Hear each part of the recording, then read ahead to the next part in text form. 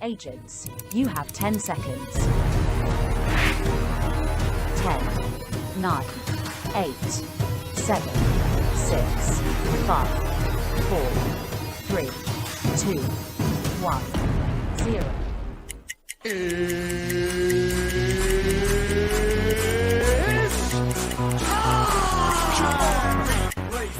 Second, 2 out, Palmero over the head of Jenks. Uribe charges, throws, out! And the White Sox have won the World Series. Open, Chicago with the lead. Chicago Bulls have won their 6th NBA championship. Under it, and to the middle with the 15, to the 20, breaks free of the 25, to the 30, to the outside, 40, midfield, 40, 30 to the coast, 20, 15, Hester's 5. Oh, touchdown Bears! Time in 6 seasons, it's one goal achieved. The Chicago Blackhawks win the Stanley Cup. Right. A little bouncer slowly toward Bryant. He will glove it, throw to Rizzo. It's in time, and the Chicago Cubs win the World Series. What up, what up, what up? Welcome to Shawn and Maya in the morning on this TGI Mickey Ficky Friday. It's the weekend, baby. And I'm your boy, the SuperBack, Shawn Sierra. Thanks for tuning in. Listen, if you're watching us on Facebook Live, well, then I guess you found us on Facebook. And if you're not following us on Facebook, what? What? Listen, go to Facebook, type in Sports Zone Chicago, click the like button, and now you're following Sports Zone Chicago. But wait, there's more. While you're there, all right, for a goof. Why not? For a goof. Do me a favor. Go to the show's page. Go to Shawn and Maya in the morning. We have our own Facebook page as well. Go to Shawn and Maya in the morning's Facebook page. Like that as well. And now you're following the show's page as well. Thank you very much. Thank you. All right? Perfect. Now, if you're watching this on our YouTube channel, excellent. And if you're not subscribed to our YouTube channel, for real, listen. Listen, Linda. Listen, Linda. Go to YouTube, type in Sports Zone Chicago, click the subscribe button. Also, click the notification button. That's the little bell. Okay, that's the bell. Okay, right next to it. That'll let you know anytime a show from Sports Zone Chicago is going live. Get it? Got it? Good. Now, if you're watching this on our mobile app, yay! That's what I'm talking about, baby. That's what I'm talking about. That's what I listen. That's what I need here. So here's what you do. If you didn't know we had an app, what? Come on, man. We have our own mobile app. All right. So listen, wherever you get your apps from, whether it's iTunes, Google Play, Amazon, Walmart, Kmart, 7-Eleven, Zayre, Zemsky, Macy's, all right, Woolworth, Venture, wherever you get them from, you go there, you type in Sports Zone Chicago, you download it, you take us with you on the go. Not only do you get Shawn and Maya in the morning 3 days a week, not only do you get our other live shows throughout the week, not only are they archived there like they are on Facebook and YouTube, but let me tell you what, we give you a slew, and I mean a slew of articles, thanks to my man Clarence Council III. Big up to Clarence for keeping you abreast of all articles Chicago sports related. And if you're watching this on our Roku channel, now I like that kind of party, baby. Yay. And if you didn't know, you better ask somebody. We got our own Roku channel, fools. Listen. We have our own Roku channel. Okay? So if you have a Roku device in the house, a Roku TV in the house, do us a favor. Okay? Here's what you do.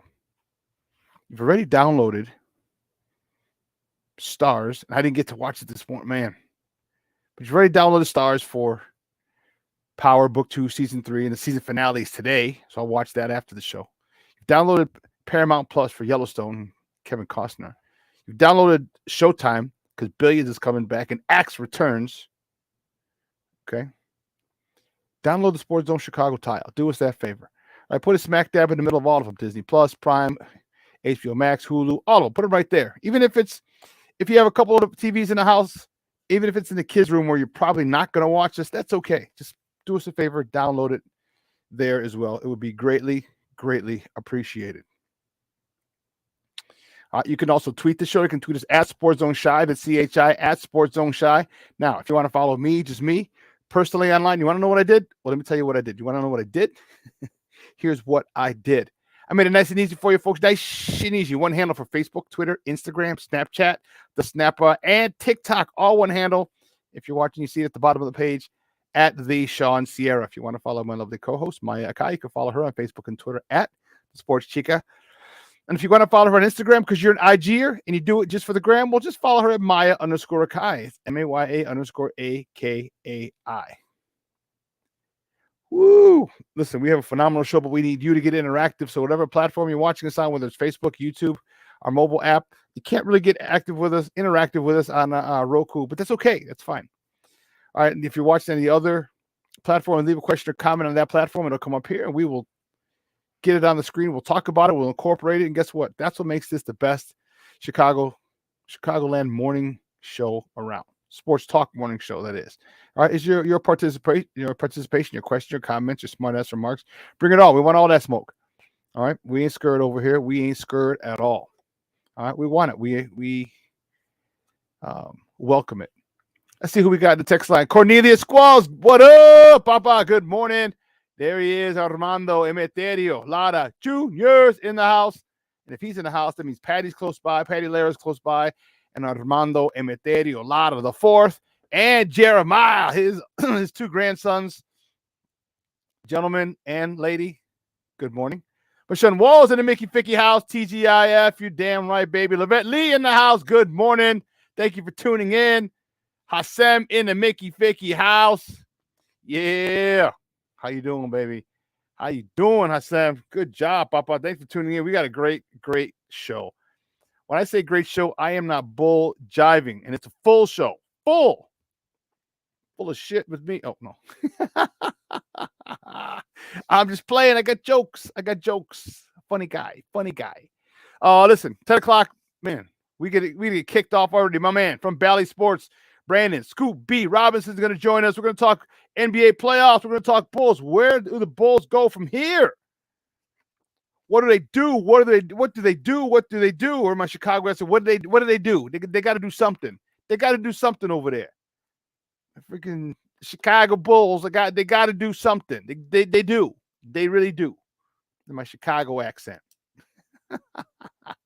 So Brandon Scoopy Robbins is going to join us at 10 o'clock, talking NBA playoffs and give us a national look at my Bulls. Jason Palmer is going to join us at 10:30. He's the host, one of the co-hosts of What's Up, Cuz. That's on here on Sports Zone Chicago every Monday, 6 p.m. He's going to join us. He's going to talk about the Chicago Sky. They open up their regular season tonight in Minnesota against the Lynx. He's going to give us a preview of the season. A lot of change has gone on with the Sky. All right, they won the title 2 years ago. They lost in the semis, I want to say, this past season. And then afterwards, there's an exodus, a mass exodus. The four of the five starters have left. Clea Copper's the only starter left, so they had to readjust on the fly. So we're going to talk to Jason Palmer at 10:30. And then at 11 o'clock, Jacob Infante. All right, the lead draft analyst from Windy City Gridiron. We're going to talk Bears football, baby. You know how I do. 11 o'clock, Bears football. Man, every show, damn near every show. All right, we've got a lot to talk about. A lot's going on in the sports world. In the Chicago sports world, there's a lot going on. And we're going to have to talk about, and not we have to, we get to talk about it. That's the great part about it. We get to talk about it. All right. It is going to be a beautiful day here today in the Chi. Real quick, what's it going to be like? 71, a little rainy. That's okay. Listen, if you don't have the rain, you don't appreciate the sunshine. All right. This weekend, about 70 tomorrow. 77 on Sunday, 73 Monday. Okay. Ahead of, is it Memorial Day weekend next weekend already? Is Memorial Day weekend next weekend already? Wow.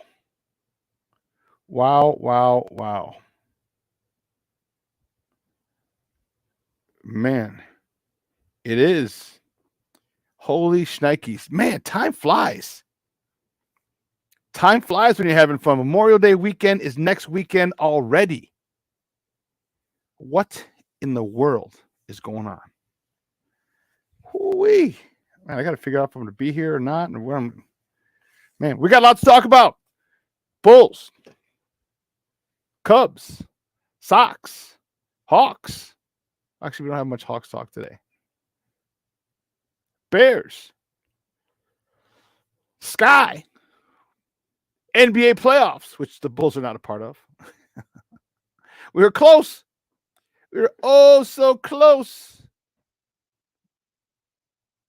But not quite. But not quite. So, man, I'm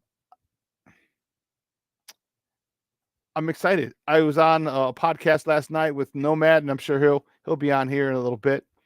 Great podcast. Make sure you check it out. It's called Nomad Live. It's on YouTube. Make sure you go check that out. Check out the episode from last night. It was good, and then continue to follow him. He does some pretty good stuff, pretty good analysis. Really, so it's good to watch. Good to check out. It's all Chicago Bears, all the time. Okay, all Bears all the time. So I like it, which is why I hopped on the podcast with him last night. So it was good stuff. But yeah, TGI Friday, TGIF, Patty, thank you very much. The Denver Nuggets, Armando Emeterio, Lara Jr. Yeah, Junior, the Nuggets. I love it. Close. I'm going to talk about those today. Oh, you got jokes. Oh, I know you. So, yeah, I know you always have jokes.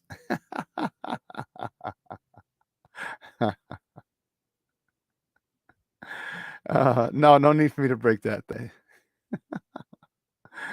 Sons of biscuits. Listen, guys. You know how we do. The first segment of every show is called Top of the Morning. It won't come just when you want it.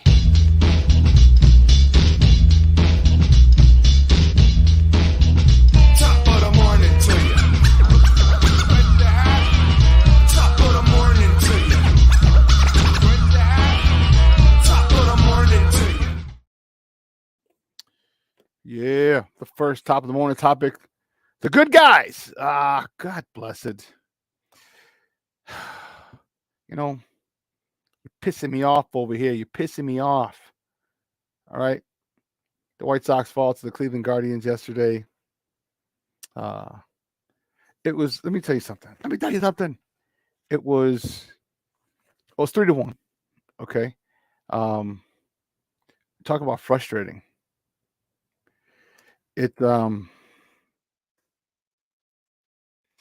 You have a chance. Here's the thing that bugs me. You have a chance to sweep. That's the thing that gets me. Remember, guys, I told you, I said, listen, we got to win 2 out of 3. I just want to win series. 2 out of 3. Remember that? I'm sure you do. However, I did say, if we take the first 2 games of a series, of a 3-game set, we have to have that eye of the tiger, that killer instinct to go for the jugular and sweep. Okay? We have to. And I know that's asking a lot. First of all, just us winning a series is foreign to us this season. And for me to ask you to have the killer instinct to close out game 3 to sweep is another thing. But listen, you're not new. All right, you guys are not new. You've swept series before.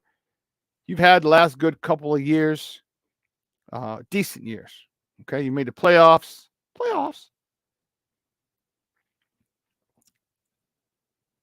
And you have to get back to that. You have to get back to the mentality of winning. You have to get back to the mentality of take no prisoners. Okay, and that's the issue that I have. That's the big issue that I have, is that they don't have that mentality. And it's frustrating because this is a game you should have won. And this is a division foe. So if you take yesterday's game, you gain 3 games on Cleveland. All right. You gained 3 games on Cleveland. All right. Instead, you gained 1.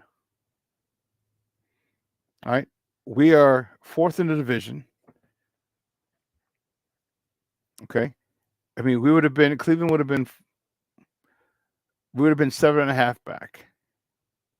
Whole game. 8, yeah. And so these are the moments that you look at, you're like, son of a bitch. Like, these moments added up over a season are what cause poor records. Like I said, I told you I wanted the series, and 2 out of 3 is a series. But man, there's got to be that next level, because you started off slow. You lost what? You split the first series with Houston, and then you lost the next 6 series in a row. So that's not good. And just as I said, when you win 2 out of 3, your wins double quickly, and your record gets good really fast. Well, when you lose 2 out of 3, 6 times in a row, your record gets bad really fast. So I don't know. I get frustrated with them because of the talent that they have, and the thing that they don't even see. They don't even see or maybe they're just too blind. Maybe they're just, we know what we're talking about. The hell with you. I don't know. We'll see. Well, staying with the Sox, keeping it moving. The next top of the morning topic. The White Sox they start a 3-game set today with the Kansas City Royals. Michael Kopech's on the bump. He's 1-4 with a 5.74 ERA. He's going up against Zach Greinke. He's 1-4. Bad year for him with a 5.01 ERA. First pitch 7.10. That's on NBC Sports Chicago. And the radio side is the flagship 1000 AM. Zach Greinke how the mighty have fallen. Zach Greinke was one of the best pitchers for a while. Debuted in 2004. And let me tell you something. First of all, he's given us fits always. All right. The Cy Young Award winner back in 2009. He was a 6-time All-Star. All MLB second team a few years ago in 2019. 6 times a Gold Glove winner. And yeah, he's at toward the end of his career, the back end of his career. But he's always been a guy who gave us fits, gave us problems, always. And it's crazy to see when you see a guy who's been so dominant. It doesn't matter what sport. This happened with me and Larry Bird when I was younger. When you see a guy who at one point was so dominant, starting to slip, it truly, truly, truly makes you realize how great they were. It truly does. When they're missing shots or their pitches, they can't locate their pitches, or they can't, outrun the DB, or they can't, whatever sport it is, they take a big hit in hockey, or, when they would have been quicker and faster in their younger days. The old saying, Father Time is undefeated. And to see Zach Greinke, and trust me, there's no love lost for him as a fan, as a White Sox fan, because he killed us every time he faced us. But as a baseball fan, you're like, wow, this guy used to be able to do this. And I think the reason we hated him as White Sox fans was because he was so good. That's why do you hate players? Because they're good and they're doing bad things to your team. So it's not like you just hate them for no reason. And we don't hate the person. It's not, when I say hate, I'm just saying as a fan, you hate a player. All right. Because he's very successful against your team. And sometimes he has your team's number, and sometimes he dominates your team. And for so long, Zach Greinke dominated us. And so now we get to face him today. So he's coming in with a 1-4 record, a 5.01 ERA. Doesn't mean his stuff isn't good. It just means his stuff isn't as good as it was before. So we need to get back on a winning track. I'm talking meaning the White Sox. You should have had that game yesterday. And as I said, you keep having these little small games that you should win at the end of the year, and you fall 1 or 2 games short of the playoffs. We can point back to yesterday's game as one of those games. We've already had a couple games that we've lost that we should have won. Okay, we point back to those games in the regular season and say that's where we fell short. Those games, this game right here was one of the big reasons we missed the playoffs. This game right here was one of the big reasons we missed the playoffs. These 8 games collectively are the reason we missed the playoffs. Games where we snatched defeat from the jaws of victory. This is where we went wrong. We're going to talk Sox a little bit today. Actually, we don't have much time for baseball. We're going to talk. So let me talk a little bit about it now. You know, Dylan Cease was doing well. He was cruising yesterday. You know, and Tim Anderson has his Tim Anderson moment. Okay. You know, you look at that and you sit there and you're like, and don't get me wrong, it wasn't it's not all Tim Anderson's fault. I am not saying that by any stretch. So don't come at me like that, because you know damn well I know my sports. But that botch of a ground ball, how many years have we been saying Tim just needs to work on the routine ground ball? How many years now? All right, the runner was at third. The go-ahead run was at third.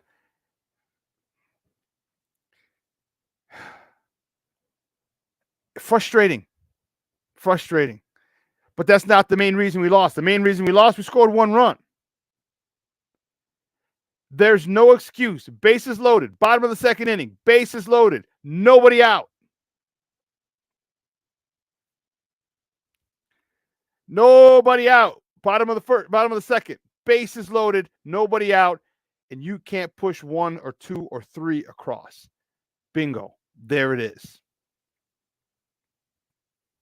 There it is. All right. Yesterday, White Sox hitters were 1 for 7 with runners in scoring position. That's not all Tim Anderson. 3 of them came in the second inning. 1 for 7. You cannot continue to leave guys on base like that. It will kill you. It hurt you yesterday. And this is death by 1,000 paper cuts. These add up over time. 1 game here, 1 game here, 1 game here. And in the course of a season, you get 6, 8, 10 of those games. That's where you lose the division.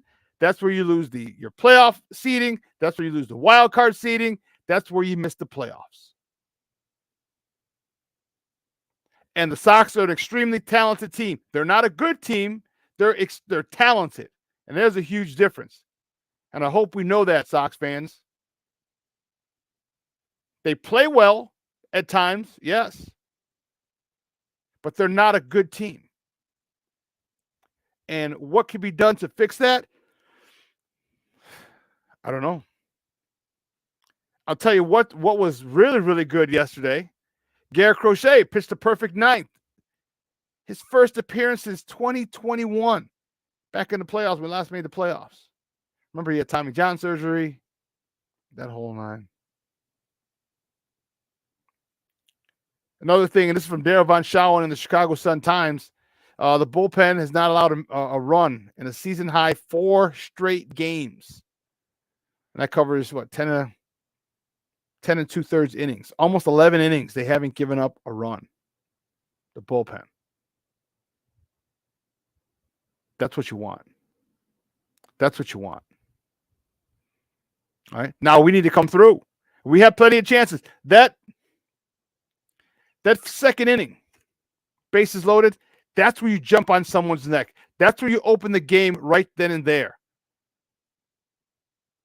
There's two things. One, for a team that's not that good, like the Royals, it says, damn, they're here to play.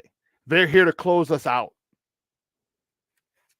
They obviously, the Royals know that they're trying to avoid a sweep, and when you come out of the gates fast like that and have that opportunity and you take advantage of it, it puts a lot of doubt in the opposing team. Like, man, but the Royals will fight. There's professionals over there.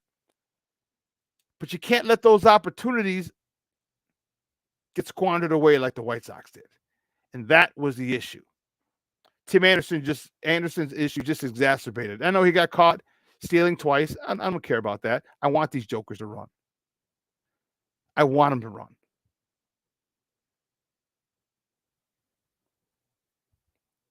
But that bobbled routine ground ball with the go-ahead run at third, can't happen. Can't happen. So it's frustrating. Well, listen, let's take a quick break. On the other side of the break, we have more top of the morning topics. So don't go anywhere, folks. Keep it locked right here. Shawn and Maya in the morning on Sports Zone Chicago.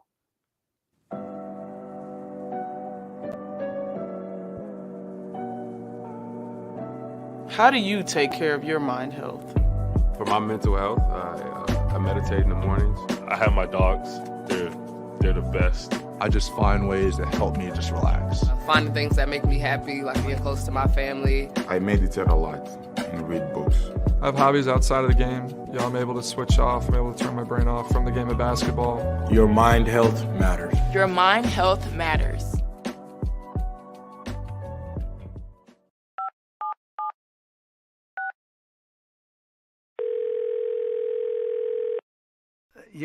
Yeah, hello. I'm really not sure if this is what you all do, but I really don't have anywhere else to turn. Hi. I don't even know why I'm calling right now. I'm sorry. My thoughts are going a mile a minute. My kids are out of state. My buddies from the Army are all gone now. I'm really alone. I left the service last year. My mom just passed away a few months ago. I miss so much time with her. I keep getting calls about the bills, and I'm trying to get a job, but I feel so stuck. Okay, ma'am. I'm glad you called. Okay, sir. Let's stay on the line and walk through some things. Thanks. Okay. Thanks a lot. Thank you. Hey, it's your boy, the SuperBack, Shawn Sierra, and be sure to follow Sports Zone Chicago on all social media platforms, on Facebook, Instagram, and our Roku channel. You can find us at Sports Zone Chicago, and on Twitter, we are at Sports Zone Shy. Also, be sure to download our mobile app so you can take Sports Zone Chicago with you on the go.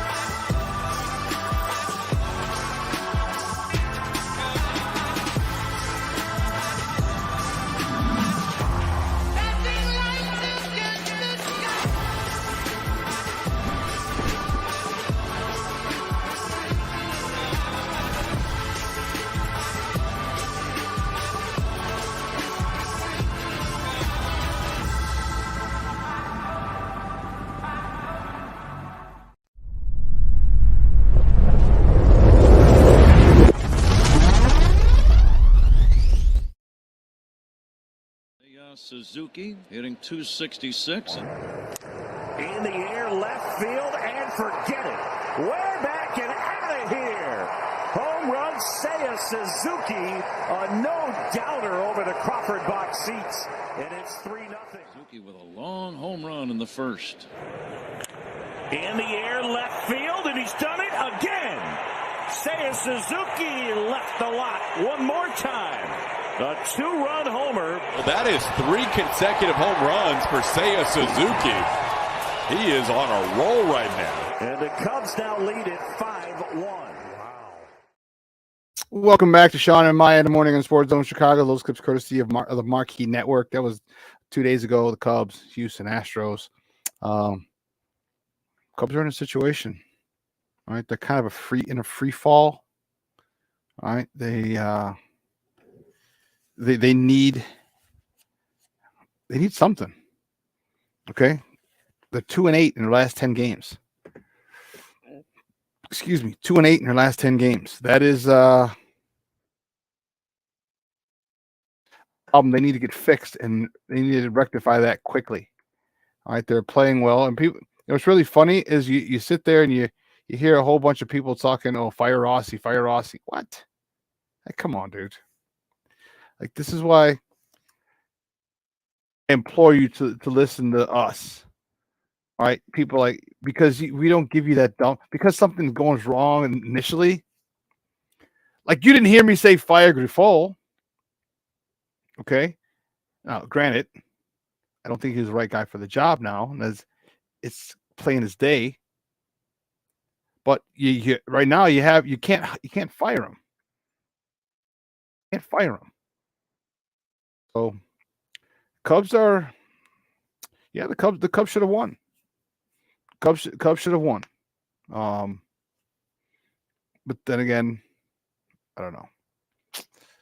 What are you gonna do, huh? What are you gonna do? Well, keep it moving because we are in the top of the morning segment. And speaking of the Cubs, the next top of the morning topic: the Cubs open a 3-game set in the city of brotherly love. All right, Cubs are in Philly. Opening the 3-game set, as I said, Marcus Stroman's on a bump today for the Cubs. He's 2-4 with a 3.24 ERA.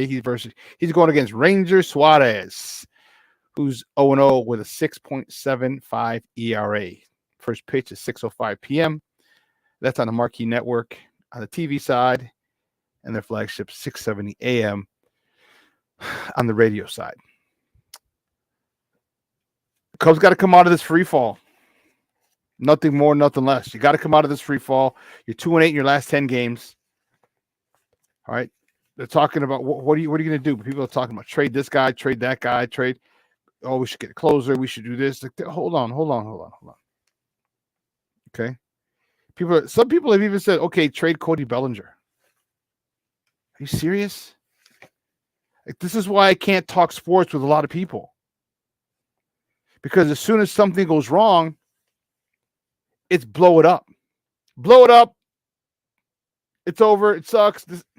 Really? Really? Cody Bellinger is having a phenomenal season. Why would you want to get rid of him now?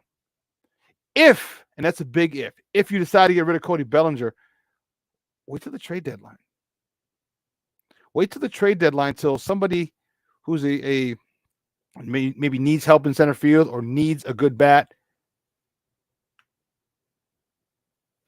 to get into the playoffs or to solidify their run for a deep playoff run, then you trade him. My thought is keep him. He continues this. Come on, man. This guy's he is a winner. He's a World Series champion, Gold Glove center field winner. You don't just trade him away. You don't just do that. You keep him. And it's not like he's 30 years old, 35 years old. It's like people, like, I don't get, he's 27 years old. I get you get contrarians, you get people who say shit for shock value and let's do this, like Michael Lombardi, one of those jokers. This guy's 27. He's got a good 5 years left in him. Good 5 years. Then at that start, he'll start to show signs of age. But if he can get back to that around the MVP level, when he starts to come down, he'll still be better than many of the other players or center fielders in baseball. I'm not a big fan of getting rid of Cody Bellinger from a baseball perspective. No. All right. I know you need a closer, and you're saying, okay, well, we could flip him for a closer, but what are you going to need a closer for if you trade away one of your best players? Like Cody Bellinger is a reason you guys we're doing well for a while. Now you got to get back to that. And here's the one thing that you Cub fans could not afford.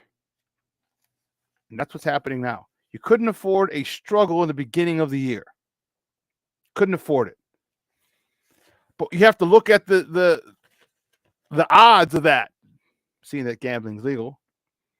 You got a whole bunch of different guys. A whole bunch who are literally trying to gain chemistry, get used to playing with one another, build a bond, build a relationship, develop a family.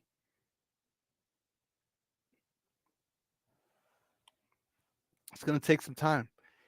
And it could start off well, but then it's not that they start off well. It's what happens when you hit the first bump in the road. That's where the relationship gets tested. That's where the relationship gets forged. Because one World Series winner has an idea of what to do and how to do it, and another World Series winner has an idea of what to do and how to do it, and the other World Series winner probably has an idea of how to do it, when to do it, and the manager has an idea of how to World Series winning, two-time World Series winning catcher and manager. Well, not as a manager, but two-time World Series winner as a catcher. He has ideas on how to. So you got to get on the same page. It's early in the season, and this is what I figured would be their biggest obstacle if they struggled early, and they are. Now they are. The honeymoon is over quickly, and now you got to get on the same page. Everybody's got to be rowing in the right direction. So hopefully at Philly, you can kind of get this thing started. And you know I'm not a Cubs fan, all right? But as a baseball guy, I just like to see teams maximize their potential. All right, you added a lot of talent to the team this year. I need to see it maximized. And I understand it's going to take time. Things don't happen overnight. This is not this is a microwave society, but this is not a microwave situation. You're not just adding one guy and he's going to come in and make a big difference. All right, you just established, you cleaned house. You just established a new culture in a clubhouse. Didn't have a lot of talent. Now you're bringing in talent, a lot more talent, World Series, Gold Glove winning talent. Just got to get on the same page. All right, you got a rookie who's come up, just hit his first home run. His first game, he gets his first base hit and RBI. Excellent. A couple games later, gets his first home run. You got a lot of moving parts here. This is not a set team. There's guys that got to get settled. And there's a team that's got to be united. They all have to move forward with the same goal in mind, and not just the same goal, the same way of getting there. That's the most important thing. All right, as long as you buy into the process, things will go well. But we'll see. We'll see if they do it. We'll see. Well, the next top of the morning topic, my man Jason Palmer's going to join us at 10:30 to talk about this, but the Chicago Sky, 2 seasons removed from their WNBA championship, open up the season today at the Minnesota Lynx. Game time is 7 o'clock. Some local TV. It's going to be on Channel 26. They're on the Marquee. The Sky is on the Marquee Network. Okay, they were there last year, and I'm not sure how long they've been on there. But they're on the Marquee Network. But nobody knew it. I didn't know it. But today they're on Channel 26 as well as the Marquee Network. So you can see them. Channel 26, the U. So you can catch them on regular TV if you do not have cable. If you have cable and have the Marquee Network, check out it's going to be on Marquee Plus. All right, it's going to be on Marquee Plus because the Cubs are going to be on the Marquee Network.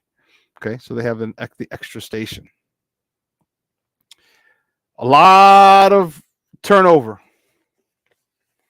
A lot of turnover. All right, with this team. I mean, think of all the players that are gone. All right, Candace Parker, Azura Stevens, the guards, Quigley, Vandersloot, Andy Quigley, Courtney Vandersloot. That's a lot. And you just missed the play. You missed the getting to the championship game. You got knocked out in the semis. And to have that mass exodus is going to be a challenge. And yesterday was a challenge too. Coach Wade was able to claim a forward, Kone. All right, Sika Kone. They cleaned off waivers yesterday, just before the roster deadline. All right, so it's going to be an interesting season. It's going to suck for Chicago because you just get you're coming off. They took us by storm. All right, you look at this guy, and no one thought that they're going to win the title. And I know it's what the players say, but no, you ain't looking for that. You're not.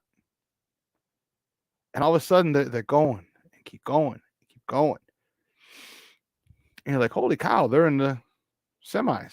Oh no, they're in the WNBA final. And before I knew it, boom, it was gone. They won the WNBA. They won the championship. And don't get me wrong, there were a lot of people there, but it wasn't as hyped, and there wasn't a lot of as much fanfare as I think there should have been for these ladies. Then after that, you get back to the playoffs last season. Can't repeat. Candace leaves. The mass exodus. I said Courtney Vandersloot, Annie Quigley. I said 4 of the 5 starters. I only left Kalia Copper there by herself. Reminded me of Will Smith in the Fresh Prince. He's in the living room by himself. Like, where did everybody go? So it's going to be tough. It's going to be tough. They did decide they signed Dana Evans, which was smart for them, which I think that was one of the reasons they lost. They should have played her more last year. She's just a quicker guard. Quigley and Vandersloot, a little longer in the tooth and not as quick, not as fast. I think Dana Evans would have been a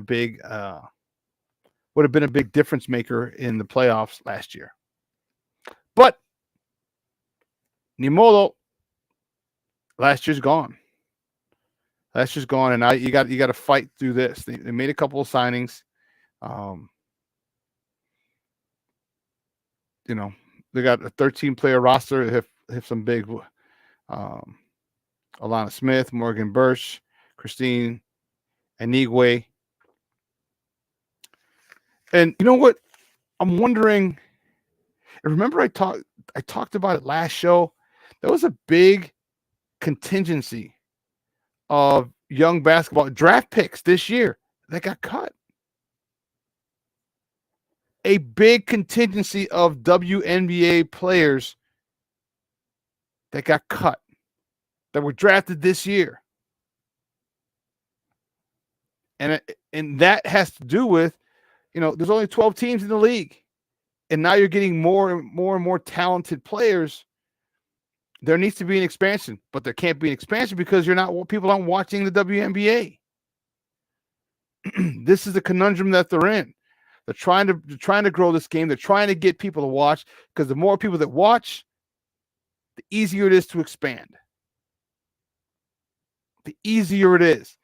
If it expands, then you make more money, and the more people watch, now you get a TV deal. Now you get, you know what I mean? There's a whole bunch of things. You could have TV deals to help the league survive and then thrive. See, the NBA right now is helping it survive. They're trying to get it to thrive and stand alone on itself. But they can't do it if you see people like Bria Biles. No. Yeah. Monica Zanano. Girls you see in the NCAA championship game and tournament and into the championship game, how they become household names and you see them and they get cut.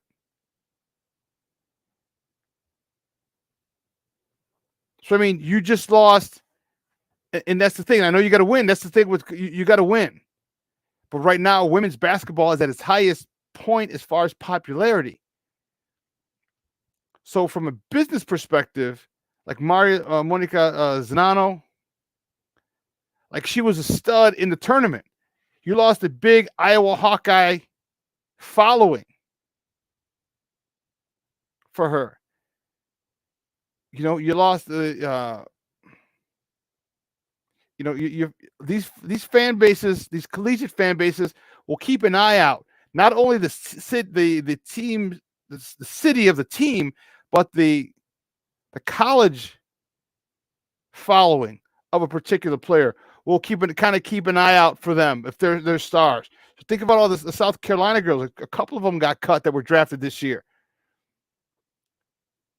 So whatever city cut them, they just lost a nice contingency of South Carolina fans.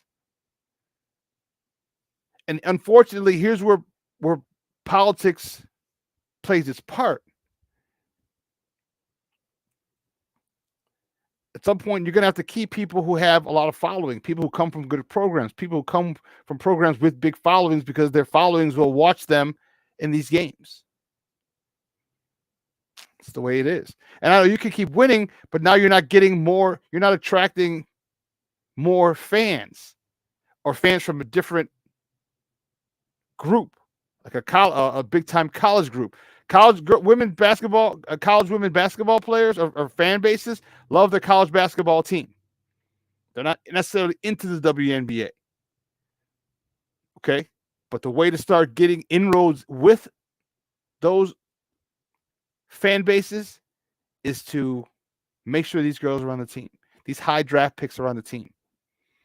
Because if you do, you're going to get not the whole, let's say all of Iowa's going to watch Zanano, but you're going to get a lot. I'm not saying all of South Carolina fan base is going to watch Bria, but you're going to get a lot. And you need all the eyes you can get on your product. Because right now, women's college basketball is a lot more popular than the WNBA. They have their fan bases established. They aren't going anywhere. College women's basketball isn't going anywhere. So people will follow the institution more than they will a pro team. Because there's always going to be college women's basketball. There's always going to be that. They're not in danger of falling behind, of having their team fold. This is part of a college and a university. They're going to be there. So you have to make a smart business decisions. When you get high profile players, they got to stay on for a couple of years, at least 2. At least. Or if you want to do it 1 year, but these rookies have to make it. They have to. And I know you can't tell a coach who to keep, but you're going to have to tell a coach who to keep. Unfortunately, you're dealing with dollars and cents here. This is the issue. You got to maximize. It's just like social media. People get NIL deals for their social media following. You want to have more followers. You get more followers, you make more money. Same thing in the WNBA. You get more followers, more people watch the WNBA. You get more money. You get more sponsors. You can charge higher prices. You can expand. So now we have more teams. It's just economics. Good luck to those girls, those ladies. We're going to talk to Jason Palmer about it at 10:30. Well, the next top of the morning topic, NBA playoffs, baby.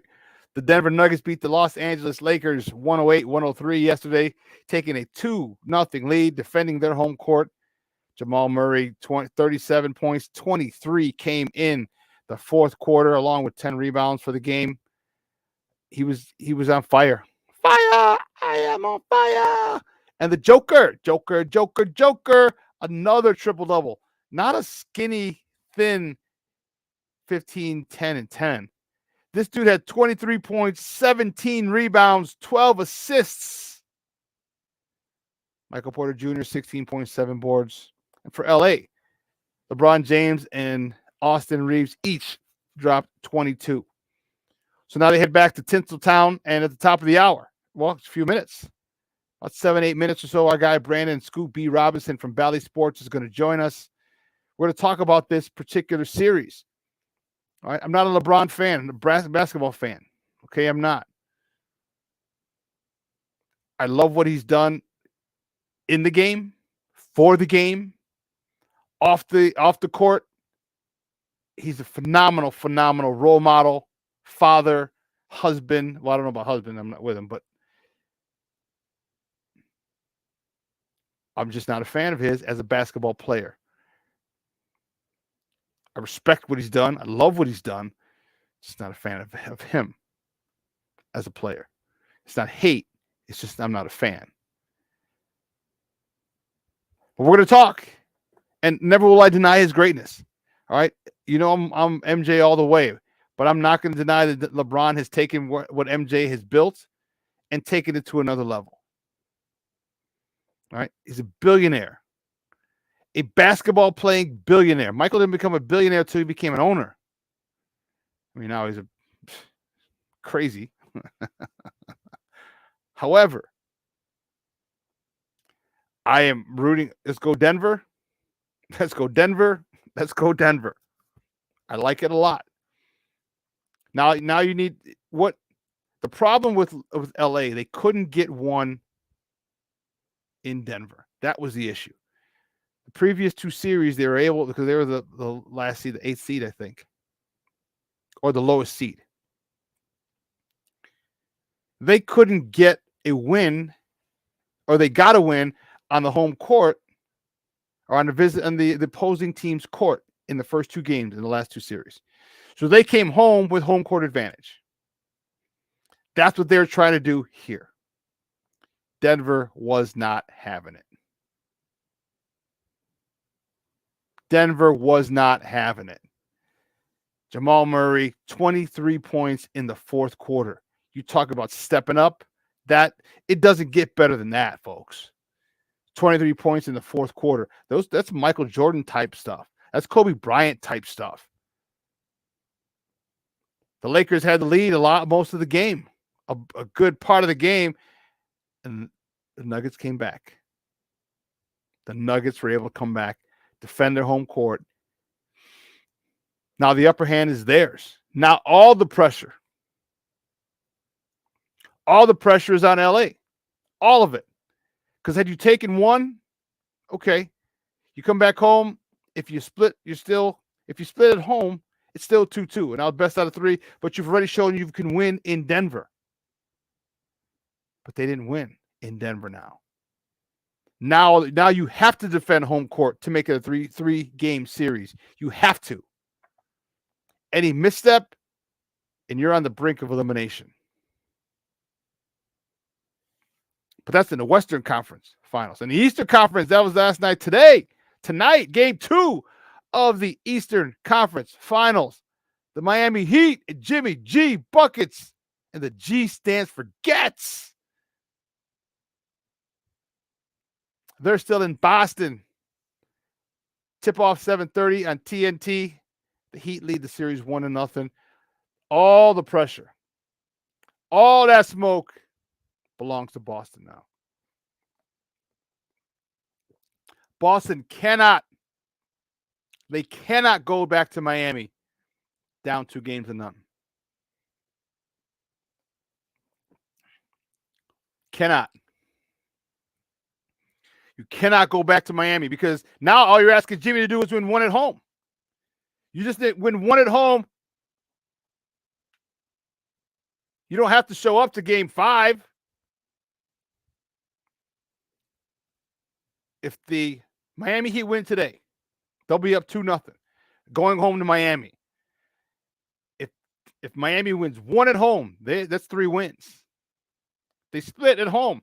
It's still, that's 3-1. Going back to Boston.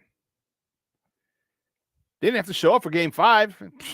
We'll show up for game 6 back at home. But they will because they showed that they could beat them already. Huge game for the Boston Celtics. Huge. Huge. All the pressure is on them. All the pressure is on Boston. Just like all the pressure is on the Lakers, because yesterday was the game they had to get, and they didn't get it. Today is a game that the Celtics have to get. They have to get it. Otherwise, this series is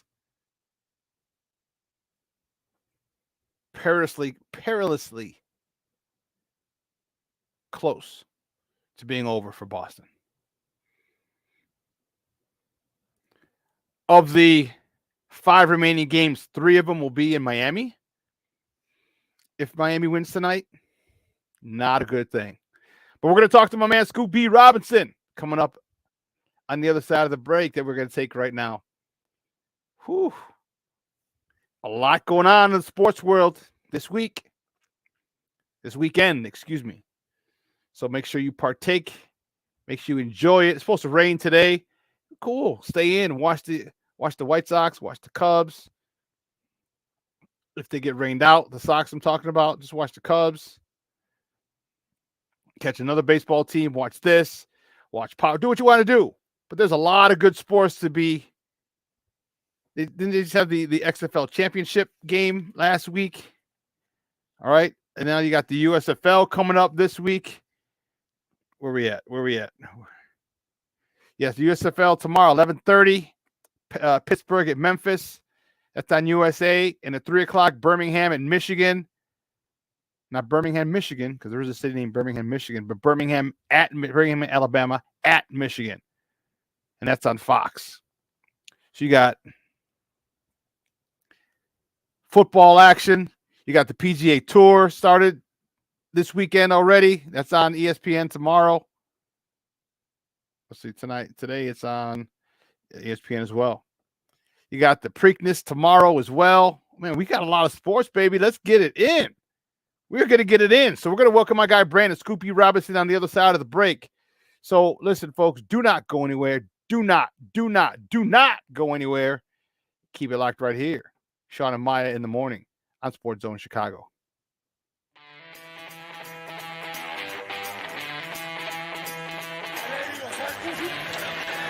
Off the fake. Fields against the grain. Finds Jesse James. Field. With time. Delivers down the field. And Tom Murray. Still running.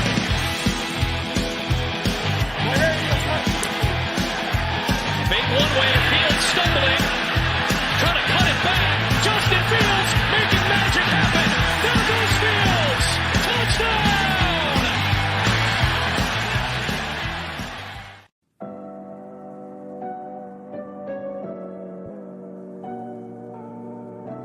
How do you take care of your mind health?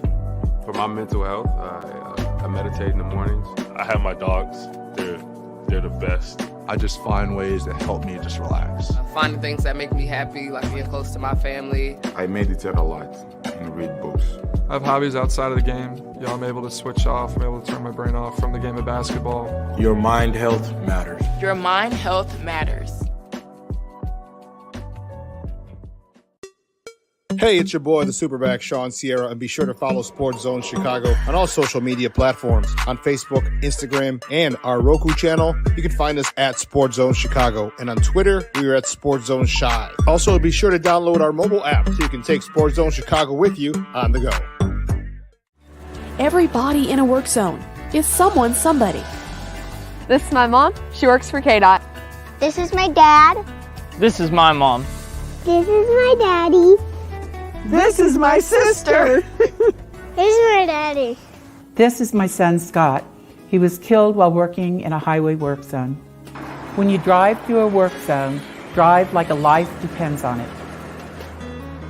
Because it does. Order up. When I want to give up, I try to focus on getting to the next minute, then the next hour, and the next day. It might not seem like it right now, but there are people out there like me who want to listen and support you for the long haul. And I found someone to talk to, someone who listened.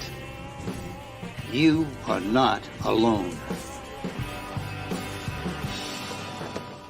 Hey, this is Dr. J, and I listen to Shawn and Maya in the morning.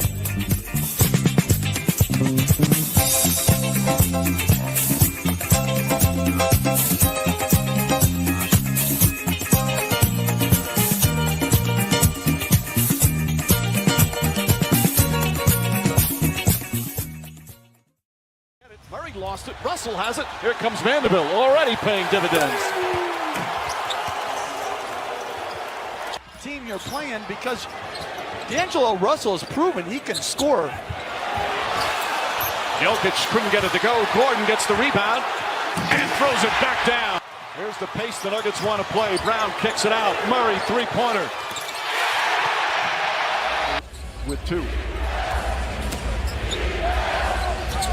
James cuts back door. Beautiful pass from Anthony Davis. Welcome back to Shawn and Maya in the morning on Sports Zone Chicago. Those clips courtesy of ESPN. That was game 2 of the Western Conference Finals yesterday. Denver with a big win. Defending home court, all right, with a 108-103 victory. I watched this Denver team. Okay. I watched this Denver team and I'm like, why can't we? Or why can't Arturas Karnisovas create a team like that here? He's been here a couple of seasons now. Did he think that acquiring Vooch was going to be the same as having the Joker in Denver? Is that his thought? But we don't have any dog. We don't have any Jamal Murrays on the team. You know what I mean? We don't have any 3-point shooting. Denver's 3-point heaven. They're going crazy. Where are those guys? Where are those guys on this team? You created that team in Denver. Why aren't you creating a team very similar to that here in Chicago? Or is that your dude? We need 3-point shooting here. You got Aaron Gordon over there, Michael Porter Jr., Jamal Murray, KCP. All right, Contavious Caldwell-Pope, for those of you who don't know who KCP is. We don't have any guys like that here. Or do we think that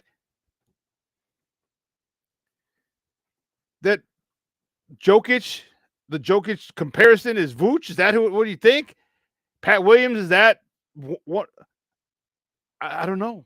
And it's frustrating because he did a great job in Denver. They're in the Western Conference Finals. We come here, we have a lot of expectations, and we're not seeing a similar blueprint. So I'm going to ask my first guest today, and I'm excited to talk to him. One, about the basketball that's going on in the conference finals. It is, I want Miami in 5 or 6, but I'll take 7 the way that these games are going. I'll take 6 or 7 for Nuggets Lakers. Just keep giving me this type of excitement, suspense, action, drama. It's good for sports. It's good for me. I love it. But my first guest, good friend of the program. Glad to have him back. I got to find out where he's at because my man is all over. He's in Golden State. He's in Denver. He's in Miami. He's in New York. They got him moving, baby. He's making that money, and I love it. He's a senior NBA insider for Bally Sports. You can find him on Twitter at ScoopB. Man, let's welcome back Shawn and Maya, our guy, Brandon Scoop B. Robinson. Papa, good morning. How you doing? Good morning, brother. How are you? Man, I am awesome. Thank you for asking. Of course. I'd ask how you are, man, but you're all over the place. I love it, baby. I check out your podcast, and you're all over interviewing everybody. Dude, that's awesome. That's great stuff, man. That's cool. Good stuff. Brother. Thank you. It's good to be seen. It's good to see you, and good to talk some hoops for sure. Talk yesterday. Let's start with yesterday first and foremost. We'll save my Bulls for last. We don't want to start off with not. So, big game yesterday. Denver could not go back to LA with a split. That would give LA the home court advantage. Big time game. Jamal Murray pulled out his MJ with 23 in the fourth quarter. Talk to me about what happened yesterday to the Lakers down the stretch and why Denver was able to pull away. It's like you said, definitely you saw Jokic step up. You saw Murray do what Murray does. I also just think that the Nuggets have just an expansive roster that I think not every team in the playoffs has had that luxury. And I think you saw that in the Phoenix series where the Suns were benchless because of the trade at the deadline. Not to say there weren't players on that team, but Denver's second unit could start. And you're seeing that in real time. I think in game one for the Nuggets, the Lakers had to make adjustments in game that the Nuggets didn't really have to make. The biggest change I think I saw in between game two and game one is I think the Nuggets forced the Lakers to play more of their up-tempo style. The Lakers, to me, are more of a up-tempo or more of a half-court team, and they were forcing D'Angelo Russell to shoot. And the combination of those two things were interesting. I also think the Lakers didn't get back on defense quite a bit. So you go to LA down 0-2. It's not the end of the world, but it's not a position you'd hope to be in. I know the Nuggets started off their series with the Phoenix Suns up 2-0, and Phoenix answered back at home. So it'll be interesting to see. But those are just some of my observations from the last two nights, but more specifically last night. So how big is this game then tomorrow for them? I mean, Lakers have to win. You can't go down 3-0. How much pressure is on LeBron? How much pressure is on this Laker team in the whole? Anthony Davis. You go down 3-0. I mean, now they got 4 games to win one. How much pressure? And even if they do, how much or how phased will LeBron be? Because LeBron has been in pretty much every situation you can be in the NBA. Well, I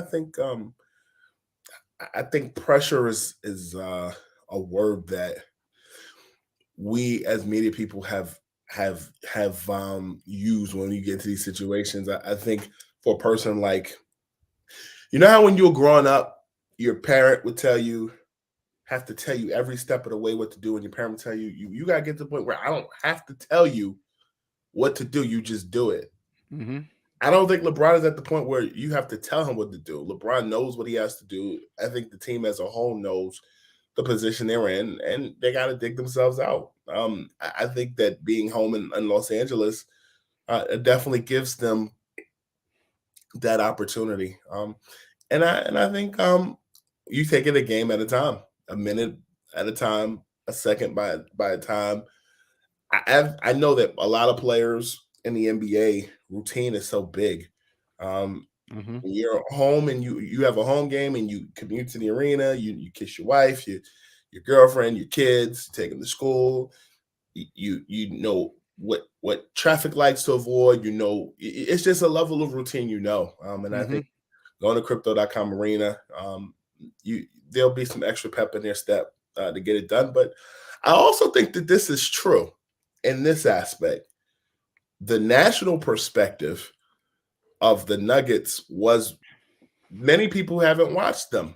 I spent some time with them during the season, and I was having this conversation with KCP in February about championship pedigree and championship. Like, are there things of this team that remind you of your Lakers team in 2020 in the bubble? And he was telling me in February, yes. Just the support staff they have, like, it's not just Jokic. Like, they've got DeAndre Jordan, who's been in deep runs. They have Even down to somebody like Ish Smith, who has played on just about every daggone team. Jeff Green, who's on that team and has gone all the way back, if I'm not mistaken, to his days with the Seattle SuperSonics. Like, he's been around. There's a lot of guys that are just like, this isn't just a young team. I think this is a coming of age team, and this is a team that's they themselves have had some disappointments in the playoffs. So I think this I use this analogy often, like, this reminds me of 2004 finals, where every game that the Pistons were kicking the Lakers' butt. Of course, this was, Gary Payton, Kobe Bryant, Shaq, Karl Malone Laker team. Everybody was saying, oh, well, the Lakers will get it together. Oh, Kobe's just having an off game. I think that was disrespectful to the Tayshaun Princes, who was a rookie at the time, the Ben Wallaces, the Chauncey Billupses, and more. Like, I think many people see Jokic and think he's the hottest thing smoking on that team. But he has a supporting cast. This is everything that Blazers team in the 2000s wishes that they were, with a second unit that could start. A more leaner, more disciplined version of a Blazers team that couldn't get it off the ground. This is, of course, Rasheed Wallace, Damon Stoudemire, Steve Smith, Scottie Pippen, Arvydas Sabonis, and more. Denver's where they're supposed to be. They earned it. So this is their coming of age. Then you're saying they had a couple of early playoff exits. Obviously, they haven't won a title yet, and they just keep maturing and maturing and maturing. Jokic is just winning MVPs at a clip, but they got guys around him, is what you're saying. And now it's like, okay, now it's our time for us to take the throne. Yep. Whew. Man, I tell you, and again, it hurts me as a Bulls fan, because I'm looking at this team like, okay, where's our Gordon? Where's our Michael Porter Jr.?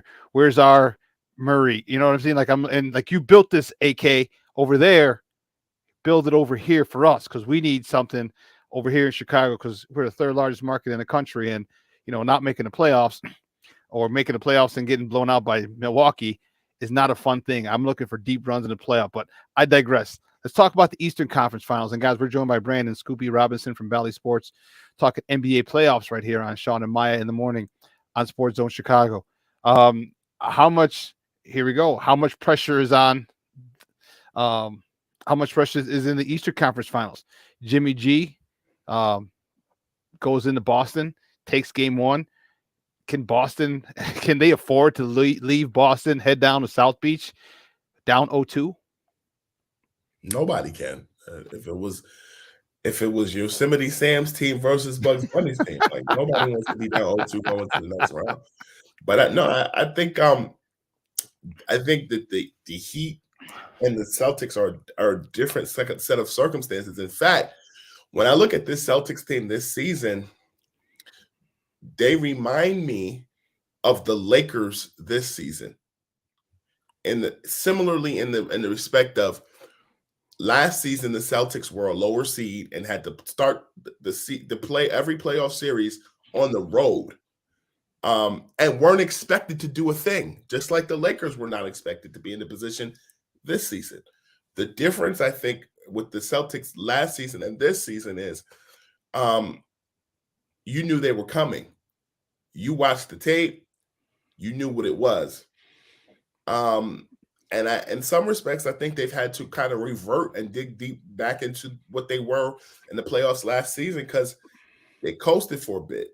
And I think Philly was a test from Miami, but you would think that Miami, I don't think that Philly series should have went as long as it did. But Miami is a different animal, because they're doing it without Hero, Oladipo, and you got Max Strus, you've got Bam Adebayo, Caleb Martin, and others that some may consider pedestrians handling their business. And I think there's just a level of locked in that I've seen with not just Jimmy, but this whole team, that I like. I like a good underdog story. This team is a team that I personally like. they take me back to the 90s style of basketball. They're physical, they're gritty, they fight, they rebound, they play defense. It's not about running up and down the court, shooting threes. And they get down and dirty. All right. You mentioned some of the guys, Strauss. Can they?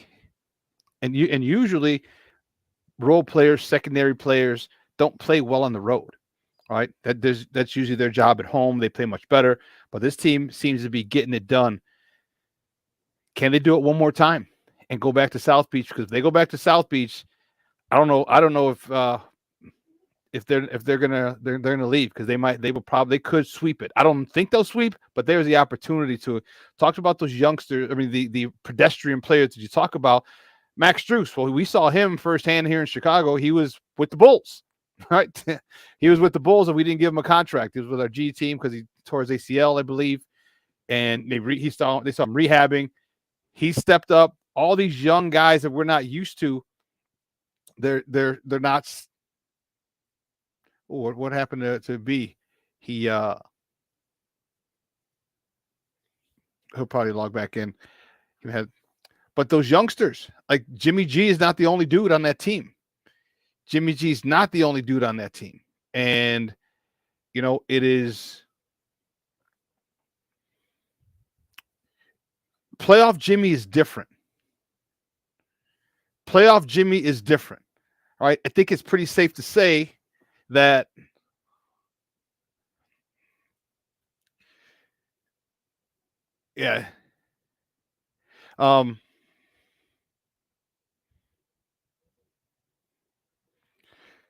playoff Jimmy is different. I think he's the guy. The one thing that Shaq said that I was trying to figure out how to describe it. All right, I was trying to figure out how to describe it, and it was they play the same every game. They know who they are. And I think that's the thing. When you get a team as a coach, as an organization, as a general manager, you get a team, you're trying to find an identity of who you are. Okay? With additions, subtractions every year, you're trying to find out who the heck you are. Miami knows who they are. Miami's not going to play your game. Miami's going to play their game. They're going to fight. They're going to scrap. They're going to rebound. They're going to play defense. They're going to be a pain in your ass. They're not going to let you run up and down the court and fire threes. They're not going to let you drive to the hole and lay it in and finger roll a la George Gervin. They defend the rim. They close out on three-point shots. They're up in your face. They're physical. And that's one thing that I noticed, that in this generation of basketball players do not like players physical, to play them physical, which is why you see all the flopping. When you see, as soon as you see someone a foul, you're just jumping. Oh, I just got destroyed. Oh, it's the world's ending, a la LeBron James.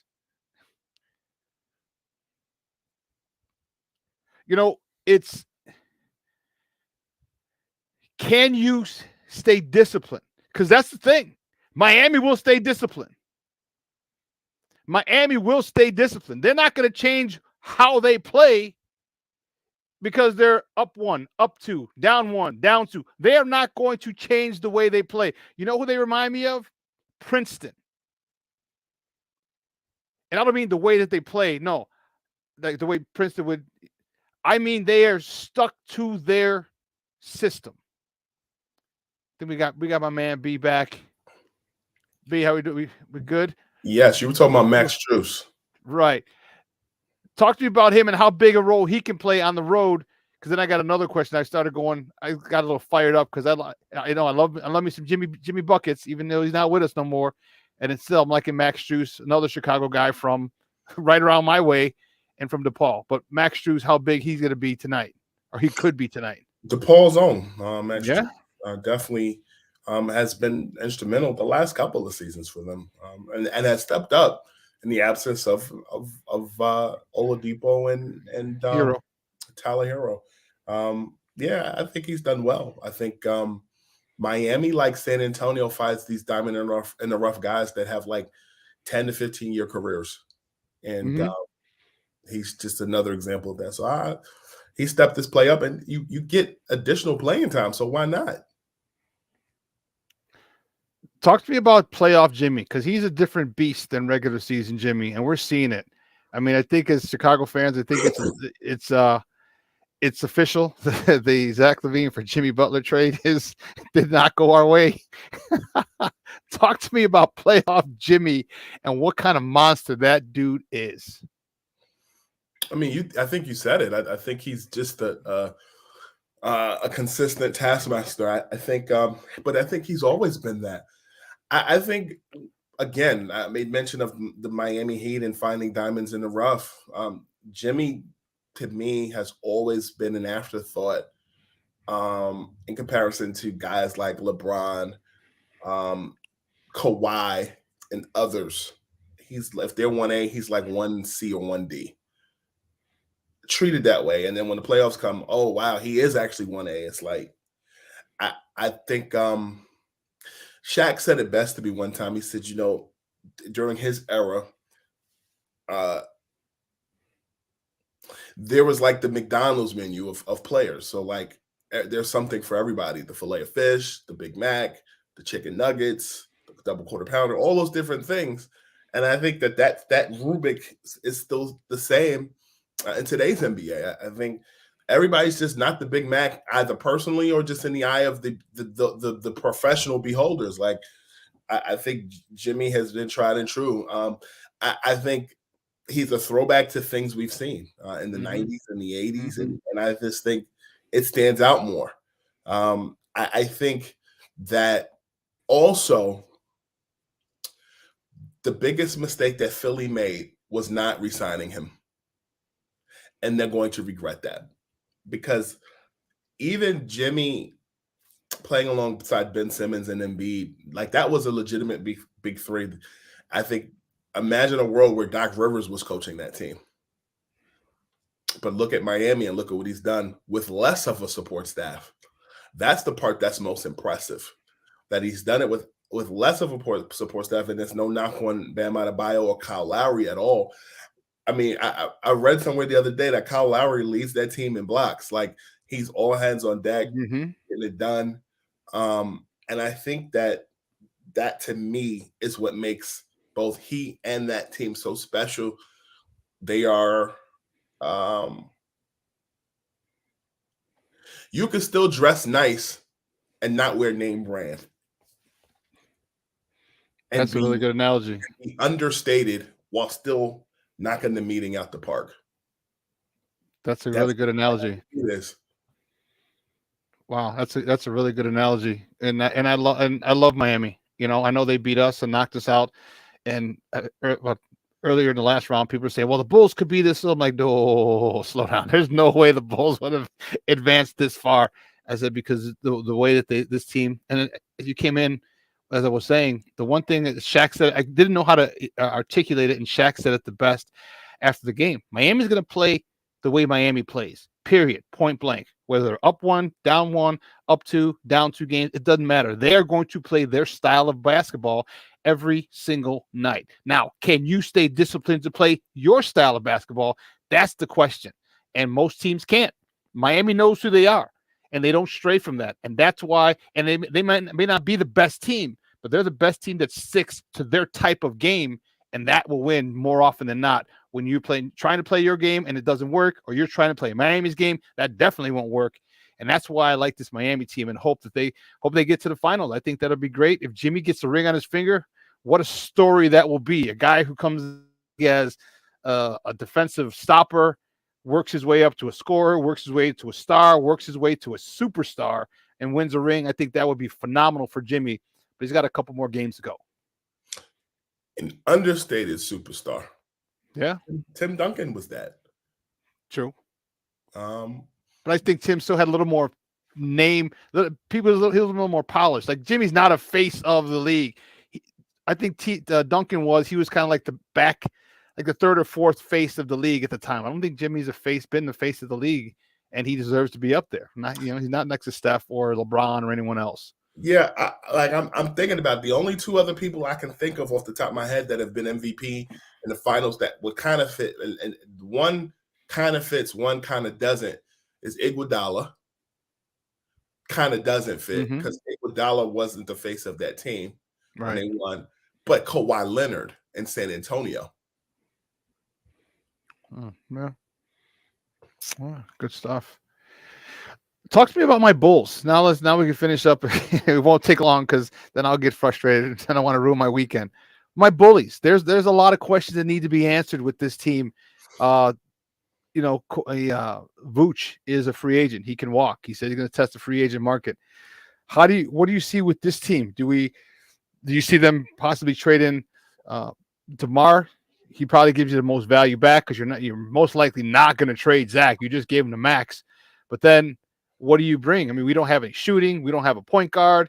He's probably on a 17th surgery or something, and that's frustrating. We don't have. What do we do? Where do the Bulls go from here? Where do they start? I know that Vooch wants to stay in Chicago. I know that the price has to be right. I think the odd man out in this situation could be Kobe White this offseason. Kobe likes it in Chicago, but there's got to be that like, for example, a couple of seasons ago, Lonzo Ball was very close to being traded to the Chicago Bulls at the deadline when he was a member of the Pelicans. And Kobe White was who the Pelicans wanted. Imagine what the Pelicans would look like with Kobe White, at least scoring-wise and just being a part of a young squad. Like, you need to be in a situation where you're not having to dumb down yourself in order to accommodate other folks. He's not a traditional point guard. He's a lead guard that can score. And, at times over the years, has spelled Zach LaVine and DeMar DeRozan and Lonzo Ball in critical moments, kind of like they're Malcolm Brogdon, but not really. And then when I say Brogdon, I mean his role in Boston, where he's playing a similar role. But I think this is going to affect him more than it's going to affect some of those other guys. I expect Vooch to stay. The DeRozan noise to me has always been just that noise. The Bulls team has missed Lonzo's presence. That team was supposed to be built for him to do what he does best, distribute and defend. Lonzo and I talked some time ago just about his health and taking his time to get it right. And that's seemingly what he's doing. But you wonder about the insurance policy that you'll have. In the meantime, they need a Lonzo type of point guard. Does that come from the draft? Does that come in free agency? Excuse me. That's the part that's tricky because I don't really think they need to tear up that team. I felt that way this season. There have been times where you look at this team and they look like they could compete with the Stars. And then other times, y'all compete with the Pistons. They look like a rec league team sometimes. Yeah. But it's amazing that just that one guy makes such a huge difference. You put him in the lineup, you're top of the East for a majority of the year last year. Granted, guys were hurt and teams were struggling, trying to get their way. But nonetheless, you still were atop of the East. He goes out, your team falls apart. This year you start off, and you should have some comfort of playing without him because you played without him last year. And look, we still missed the playoffs. One guy really, it makes that much of a difference on this team, and we can't replace him. Yeah, I mean, we've seen this before. We've seen it with John Stockton in Utah. We've seen it with Jason Kidd during the Nets' run in New Jersey.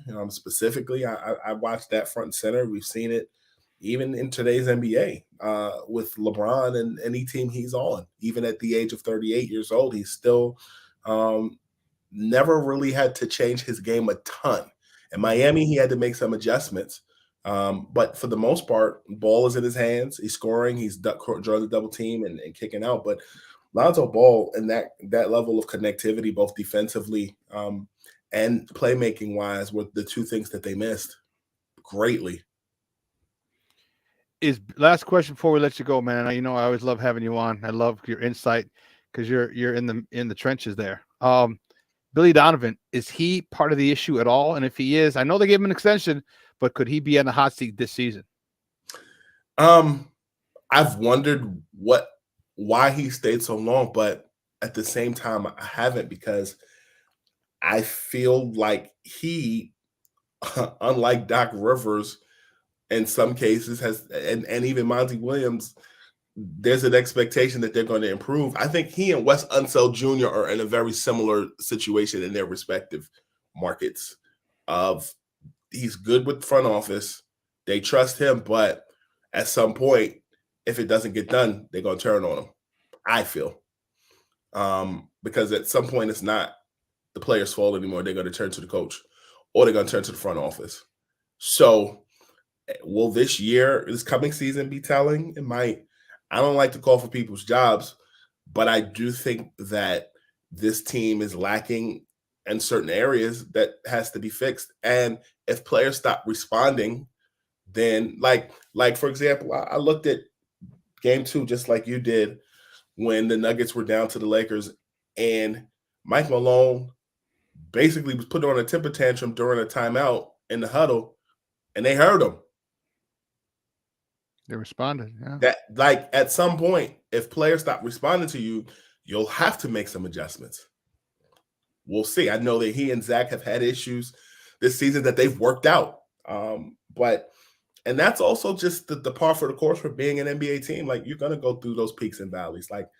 But I do think that at some point, they got to figure it out. And I also just think that as much as we said this season that throughout the course of the season, many experts have said the East is the dynamic conference. It's wide open. It was wide open this season. So it's like, you really have a good draft and a good free agency. Chicago's not that off from having a good roster. That's why I think you should stay intact and not make hasty decisions. We'll see. Yeah, well, let's not talk about our draft, because we got no picks this year, and next 2 years our second round's gone as well, so we're screwed, which is why we're chicken little over here. The sky's falling. But hey, real quick, and I didn't was going to ask you this, but it just meant, what about the Doc Rivers thing, dude? How'd you feel about that? Because I was surprised, because I was like, dude, I know Doc Rivers didn't get him out, but Doc Rivers didn't shoot like crap, in the fourth quarter, like James Harden did. And you talked about it. Sometimes you're going to have to, players got to play. And when they don't, it's got to be a fall guy. And it's usually not the players. How did you feel about the Doc Rivers getting let go? I wasn't surprised, because it was talked since February. I got a phone call like a week before the All-Star break from somebody in the know. And they said 2 things are likely going to happen. They said, 1, Nate McMillan is going to get fired, and they're going to replace him with Quinn Snyder or Ime Udoka. And they said if Udoka doesn't go to Atlanta, he's either going to go to Washington or Houston. Snyder's in Atlanta. Udoka's in Houston. And they also said to me that if the Sixers do not make it to at least the finals, they're going to fire Doc Rivers. So no, I wasn't surprised. Philly is a Northeast city. They have a very short leash. And I think that they're looking to kind of retain Harden. And I don't know if this is a ploy to get more money. It seems like this prodigal son theme was brewing. And I do think that there are some other options out there. I know that Houston is still evening out their coaching staff. I know they just brought in Royal Ivey, who was an assistant with the Nets the last few seasons, and now I know that Ime is looking at 2 assistants that he had in Boston that are still there. But I also know that Houston is a place where he can kind of be himself, and I think I know there's also a relationship there with he and Udoka from their days being in Brooklyn. Udoka as an assistant and Harden as a player. But for Philly, if I'm Joel Embiid, if Harden leaves and then you fire Doc, I'm trying to get out of there. Leave. Yeah. Yeah, and stars can do that. That's man. We got to have you back because I want to talk to you about the Greek Freak and him coming down 94 after they fired Budenholzer, and we'll see. But we got to have you back. Hey, man, great stuff as always. Do me a favor though, let everyone know where they can find you and your work online. Valley Sports. You can check out my work there. You can check out my podcast, Scoopy Radio. We have another big interview coming next week. In addition to that, check out my work. I have a partnership with Bovada. We're cranking out weekly interviews there, and just follow me on Twitter, Scoopy, as well as Instagram, and you'll see my stuff moving and brewing on the internet like always, and television. So thank you as always for the opportunity to be myself. Man, good stuff, Papa. We'll be in touch soon. You had any of the conference finals? Possibly. I definitely get the finals though. Okay, cool, man. Good stuff. All right, man. We'll have you on soon, Papa. Thanks again. Appreciate it. Have a good weekend. You too, brother. Guys, that's Brandon Scoopy Robinson from Valley Sports. Man, great stuff. He said, heard him. He's in the know, baby. He got a call from somebody saying, hey, here's what's going to happen. And bam, that's what happened. Great stuff. NBA, always exciting. It's always great to talk to my man, Brandon. I'm getting the scoop from him. We're going to take a really quick break. And on the other side of the break, to get you on the other side of the break, our guy Jason, he's decked out. He's got his new background. He's fired up, and he's got the Sky shirt on. My man is rolling. We're going to talk a little Sky basketball as they open up the season tonight in Minnesota. Are they going to visit Prince's house or the Prince Museum? I don't know. Anyway, we're going to figure that out. We're going to talk to my man, Jason Palmer. So don't go anywhere, folks. Keep it locked right here. Shawn and Maya in the morning on Sports Zone Chicago. Hey, it's your boy, the SuperBack, Shawn Sierra, and be sure to follow Sports Zone Chicago on all social media platforms, on Facebook, Instagram, and our Roku channel. You can find us at Sports Zone Chicago, and on Twitter, we are at Sports Zone Shy. Also, be sure to download our mobile app so you can take Sports Zone Chicago with you on the go. Time out. How are you feeling right now? Happy? Excited? Angry? Overwhelmed? One of the best things you can do for your mind health is to name what you're feeling. It can sharpen your awareness and help you talk about your feelings with someone you trust. Here are 3 questions to ask yourself. Where are your thoughts right now? In the past, the present, the future? Do you notice any sensations in your body? Is your heart beating fast? Is there a flutter in your stomach? Or are you fully relaxed? What do you need right now? Time with others? Time to yourself? Remember, there's power in this awareness. So find ways to identify what you're feeling today.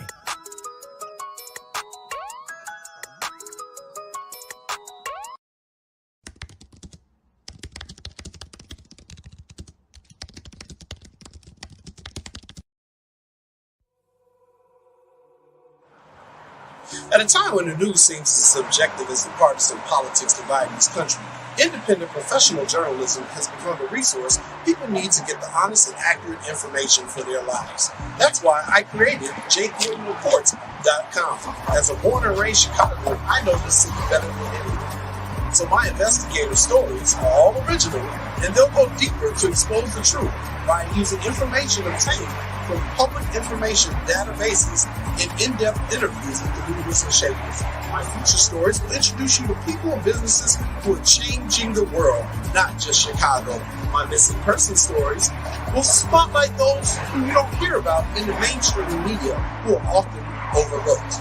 If you want to hear my personal views on things around the world, check out my blog site, which is based off of factual information and my life experiences. There's also past episodes of my weekly sports podcast show, What's Up Cuz, that I host with my real-life cousin, Lance Irvin.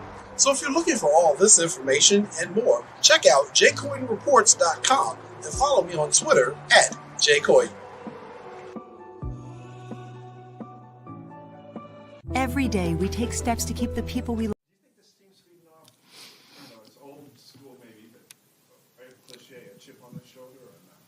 Oh, I hope so. Yeah, I mean, I hope so. It's whatever we can use for motivation. You know what I mean? And I think a lot of our guys, to be honest, they may not admit this or not. You win game 1 of the playoffs, and all everybody talked about was the Lakers. Let's be honest. That was a national narrative was, hey, the Lakers are fine. They're down 1-0, but they figured something out. No one talked about Nikola just had a historic performance. He's got 13 triple-doubles now, 3rd all-time. Welcome back to Shawn and Maya in the morning at Sports Zone Chicago. You know what? He's right. All they talked about was the Lake Show. All they talked about was, oh, they're good. They'll come back. They'll do this. They'll do that. But that's the narrative. That's the way that this is how you shape a narrative. A lot of times you don't give people credit that they deserve. And Denver deserves credit. All right. The Lakers came back. They came back with everything, with a whole bunch. They brought out the hammers and were leading a lot of the game yesterday. Denver took it. They did the okey doke. All right. Big swings by Denver. Big swings by the Lakers. And then Denver held them off. They were able to come back, defend home court. Now, the pressure's on Lakers. You lose today. You lose game 3 at home. It's over. It's over. It's just a matter if it's game 4, 5, or 6. It won't go 7. But speaking of hoops, the basketball season is starting tonight for the WNBA and our Chicago Sky. So my guy, Jason Palmer, who was at practice the other day, is going to join us. We're going to talk about what to expect from this upcoming season. He's the co-host.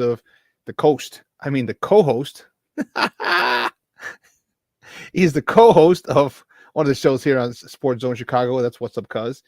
He hosted with his cousin Lance C. Irvin, and he is you can see it every Monday, 6 to 8 p.m. Central Time, right here on Sports Zone Chicago. You can find him on Twitter at @JCoyden. Guys, welcome to our show. My guy, Jason Palmer. Jason, what's up, Papa?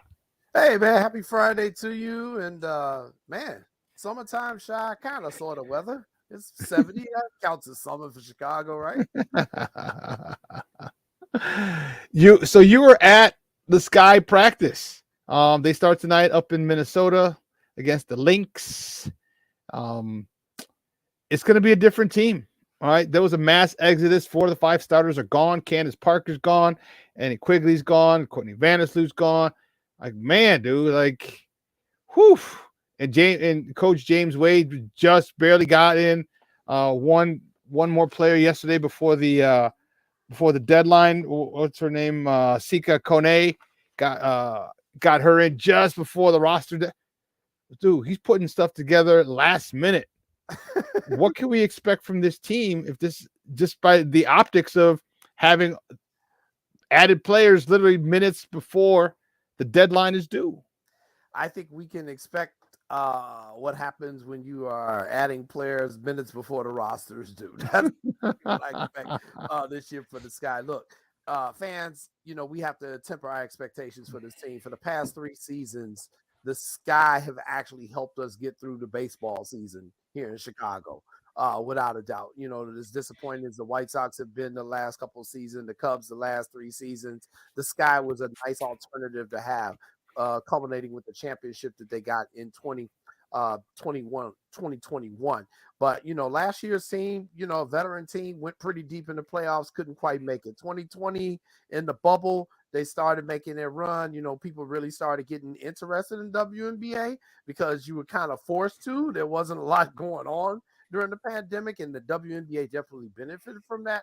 And here in Chicago, we just happened to have an up-and-coming team at the time. But look, you can't keep living in the past. You have to be realistic about what happened. Right now, the Sky have Kalia Copper is still there. She'll definitely be the leader of this team. And Dana Evans, who I spoke with as well at the practice on Wednesday night, they will be the leaders of this team. Dana Evans is originally from Gary, Indiana, played at Gary Westside. GI, right? And so she's very excited to take over the role that Courtney Vandersloot has held down for so many years with the Sky being the starting point guard. Even though Coach James hadn't officially announced his roster yet, we fully expect Dana to be the starting point guard tonight in Minnesota. And I mean, Shawn, you and I and Lance were talking about it last year during the playoffs when we saw Vandersloot just getting baked on defense, and we were all saying you probably got to play Dana Evans a little bit more because she's a younger player, a little bit quicker on defense. And so I talked to her about that, and she said she is fully ready to step in her role. She is excited about the opportunity to have. And as a coach, that's what you want. You want a person to have that next person up mentality. And when it's your time to shine, you got to take the baton and run with it. And I think Dana is ready to do that. She definitely has the talent. And she says she feels a lot more comfortable this being her third year with the Sky in this offense. And the franchise has also shown some confidence in her as they picked up her fourth-year option earlier this week. So she is signed through next year. Okay. I was talking about this earlier. There've been a big number, surprisingly big number of cuts of WNBA players who were drafted this year. Bria Beals from South Carolina was cut. Monica Zanano from Iowa was cut. Then there are obviously some cuts from people drafted last year. How important is it for this team to expand? Because I looked at it like this, like you are losing people. All right. I know you're not going to get the whole Iowa fan base to start watching. I got to remember where Monica Zanano got drafted. You're not going to get the whole Iowa fan base, but you're going to get some just to watch her play. The more you're doing, the more you're cutting girls who are coming from big programs and big followings, the more you're hurting yourself, because women's college basketball is a hell of a lot more popular than the WNBA, and their followings are staunch. They will follow their people to wherever the hell they go. And you're losing a faction of it. If you're trying to you're trying to grow this league, how important is it to start expanding sooner?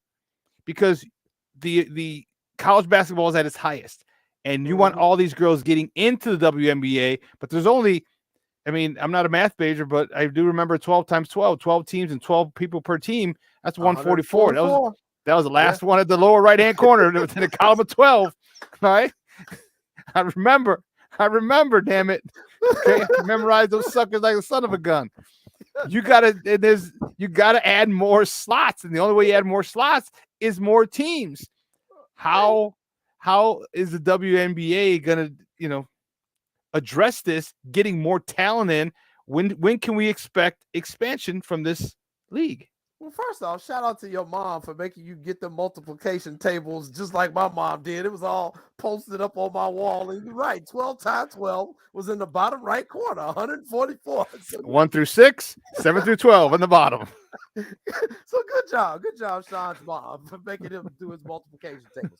Yeah, Shawn, it's the question we're all asking, and we don't have an answer. And that's the sad part.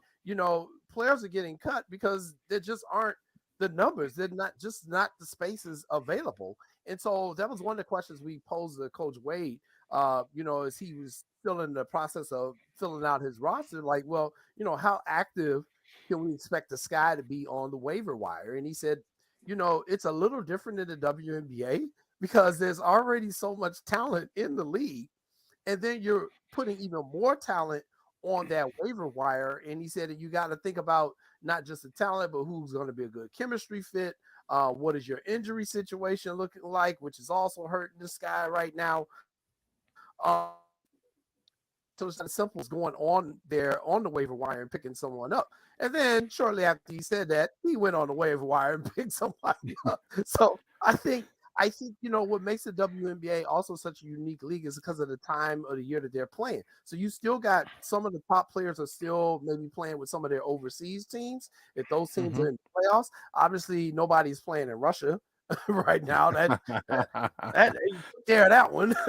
and a lot of people are not playing in China either. So China and Russia leagues have kind of been shut down.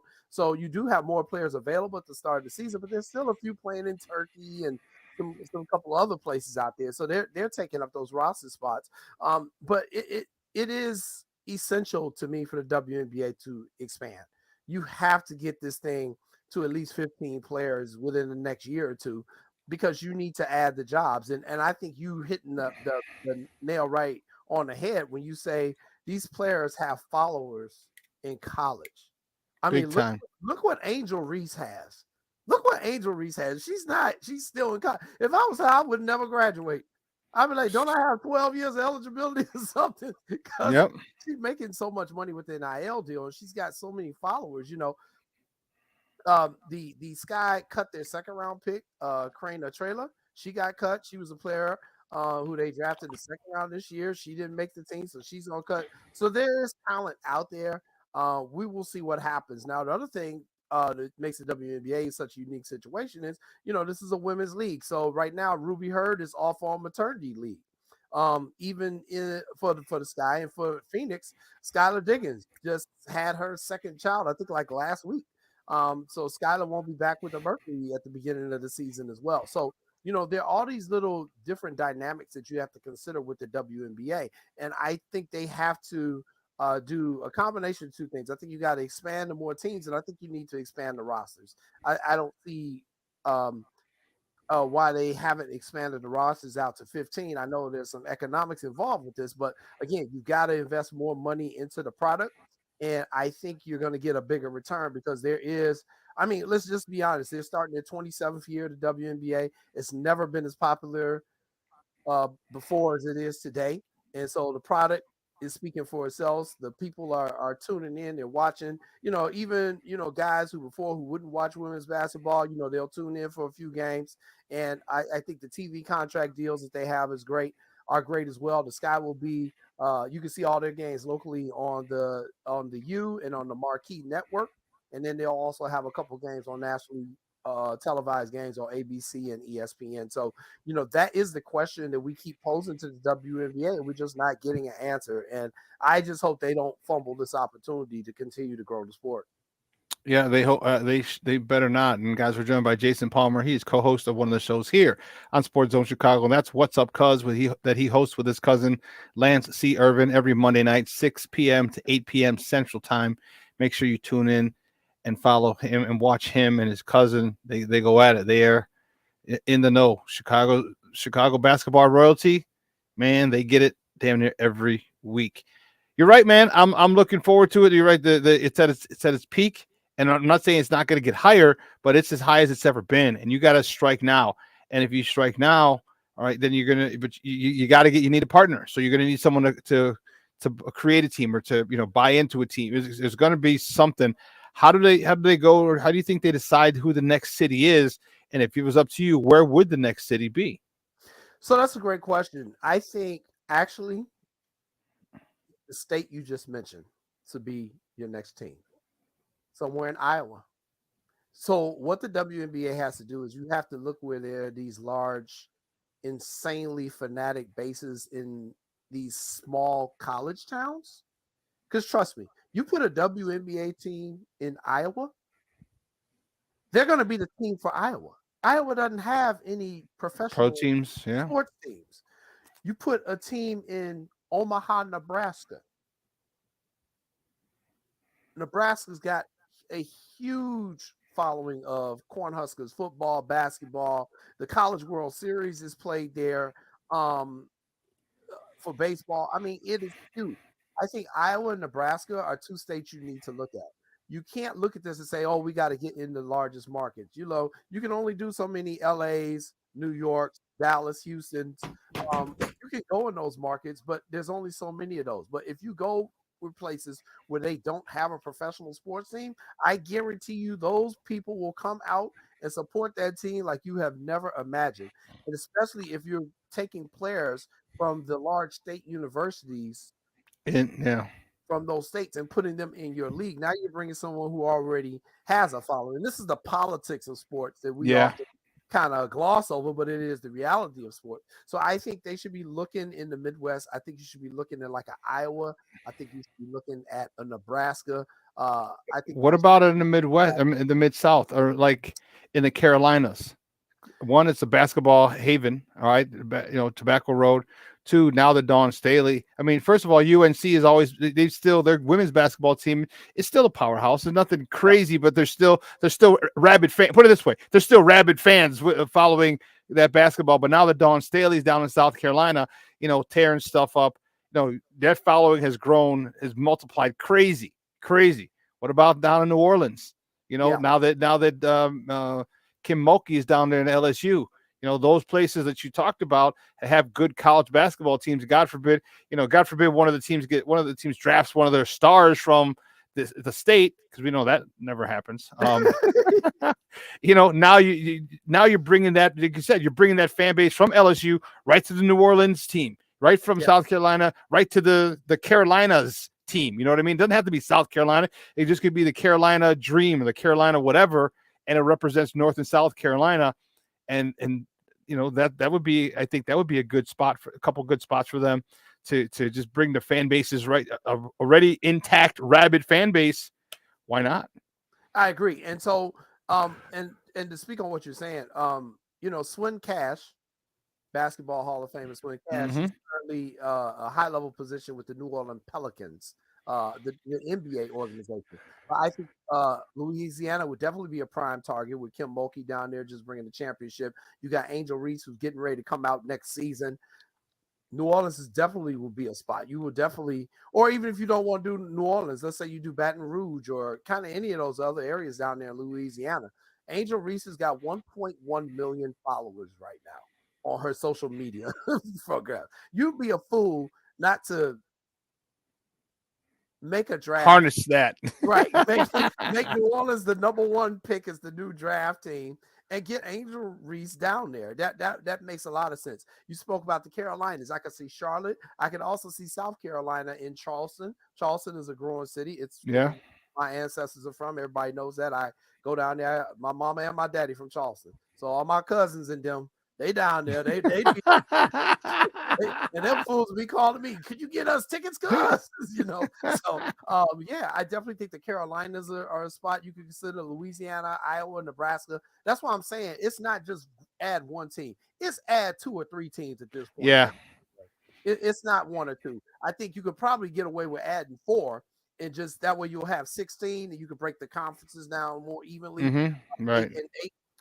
So we'll see what the WNBA does, but it's just going to be interesting. Then another state I'll mention, just because we're getting ready to talk about this next player for the Sky, I also would strongly recommend that they look at Tennessee, man, whether it's Nashville, Knoxville, either Memphis. way, Memphis, Tennessee got a huge women's basketball following thanks to Pat Summitt, rest in peace, Coach.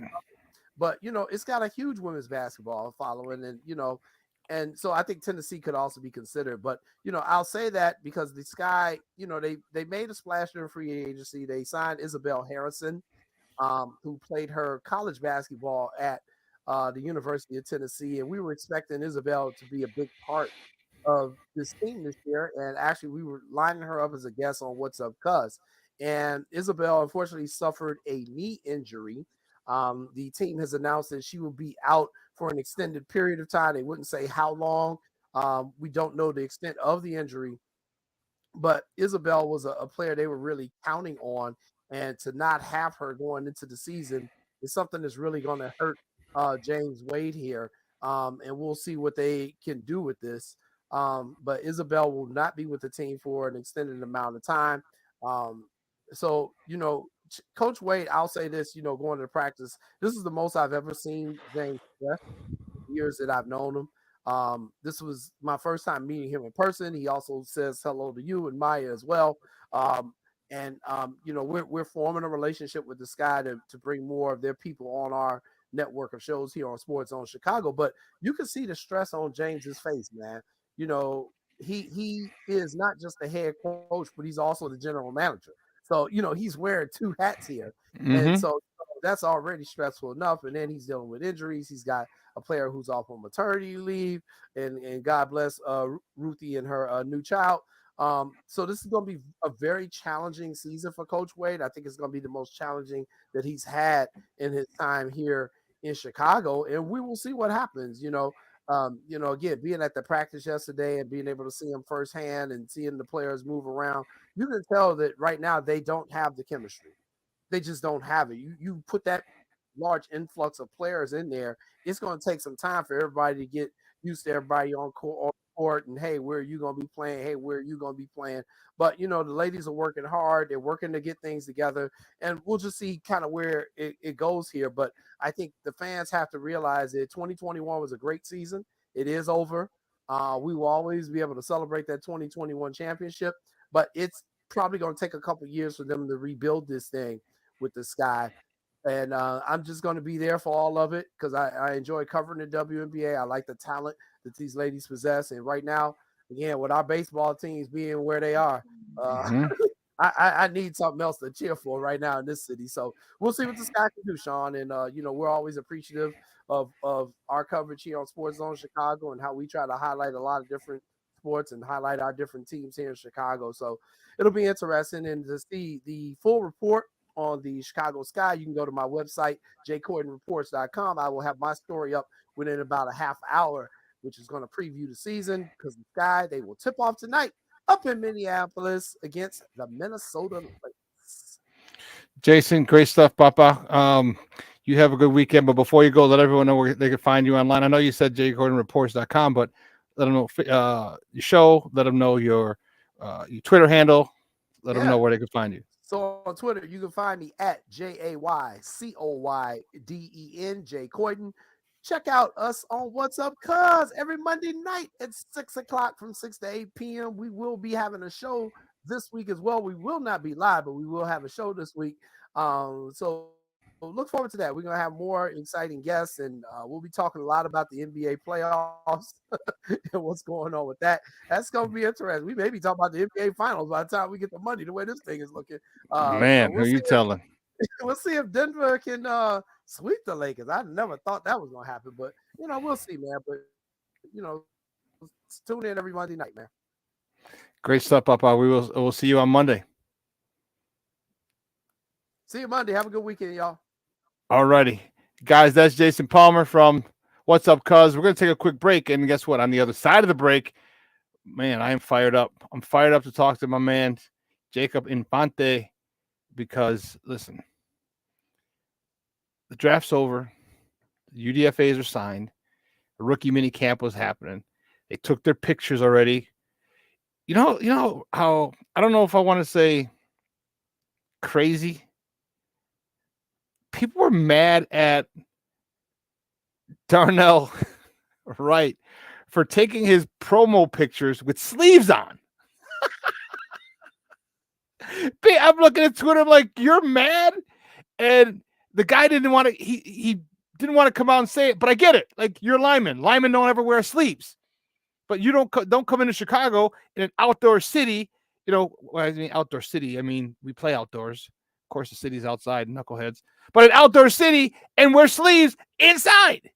So I get it, but people are getting in fights and arguments and Twitter battles over this.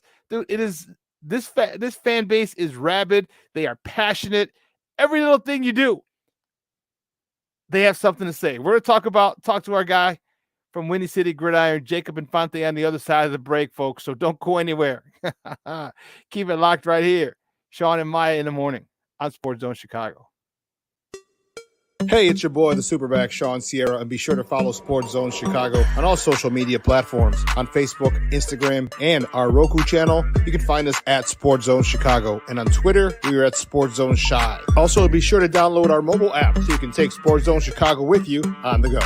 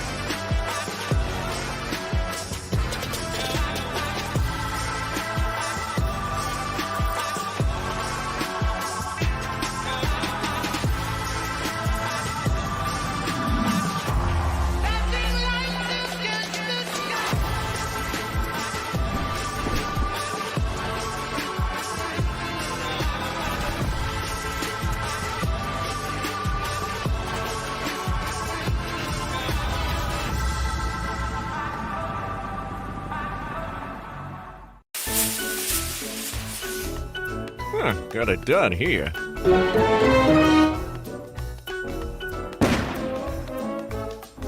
Ouch! And we're gonna make sure you lit this time. Ouch!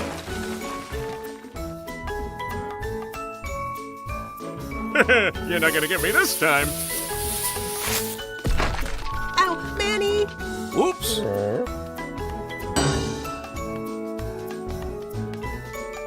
Let's try an easy one.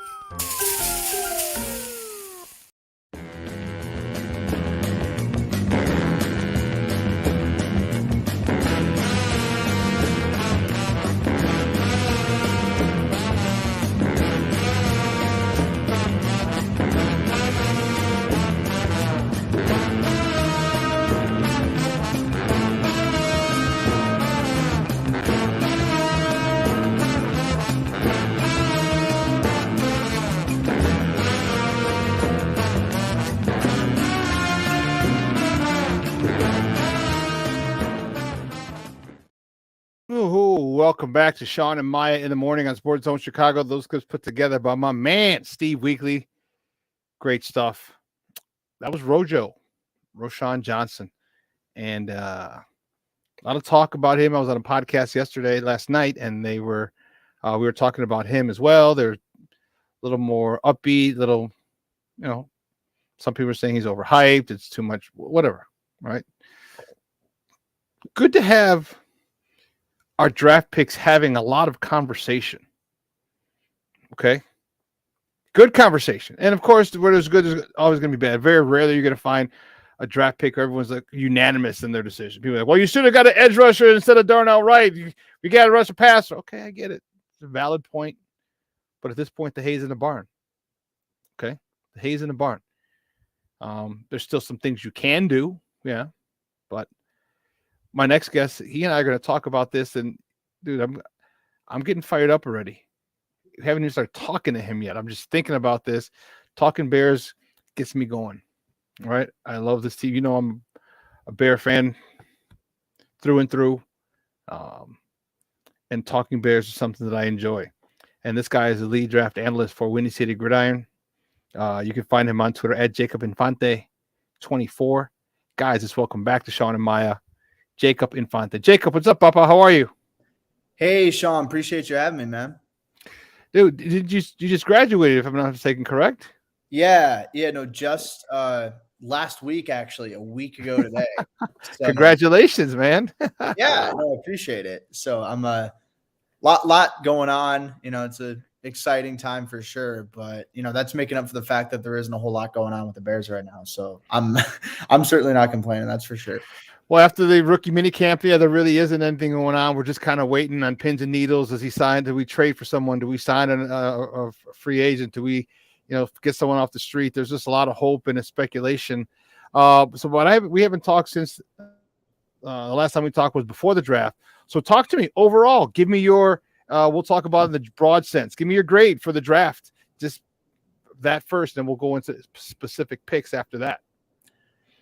Yeah, so I think that if I had to give a grade like right now, just off of my own personal board, I'd probably give it a B+. Okay. I think that, Darnell Wright was a very good pick in round 1, and I love what they did in day 3.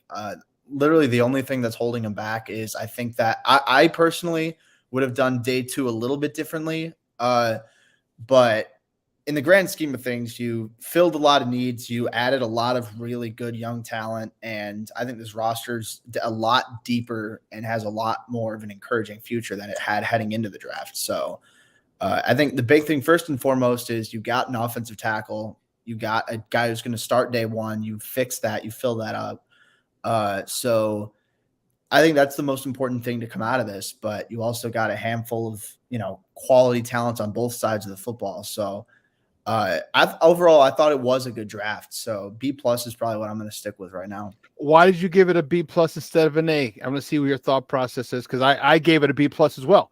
I said a B to B+.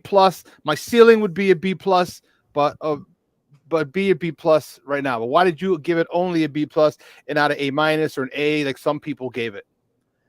Yeah, so I think that looking for an A, I personally would have done that round 2, round 3 stretch a little bit differently. I think that Tyreek Stevenson was my favorite pick of the bunch. I think that you needed to get a corner, and you solidified your secondary. If Jalen Johnson doesn't come back, then corner isn't nearly as much of a need. But if he does, then you've got a complete secondary. You don't have to touch that for a while. Then you're also looking at Javon Dexter and Zach Pickens at defensive tackle. I thought Pickens was a little bit of a reach. I personally had him as a 4th-round talent, and they took him with the first pick in the 3rd round. So just off of my own board, I didn't think the value was great. But at the same time, I understand why they took him as high as they did. You're just looking at the length, the size, the athleticism. He's a bit raw. I'm not going to deny that. But the ceiling is high enough that you could justify taking him a little bit earlier than where I had him. And then with Dexter, I think he's going to be a quality starter as well. This is just me. I really liked John Michael Schmitz, the center out of Minnesota. And him among a handful of other players who are available on the board, I thought were fantastic value. Dexter, I thought was solid value. So, again, he wasn't the pick I would have made.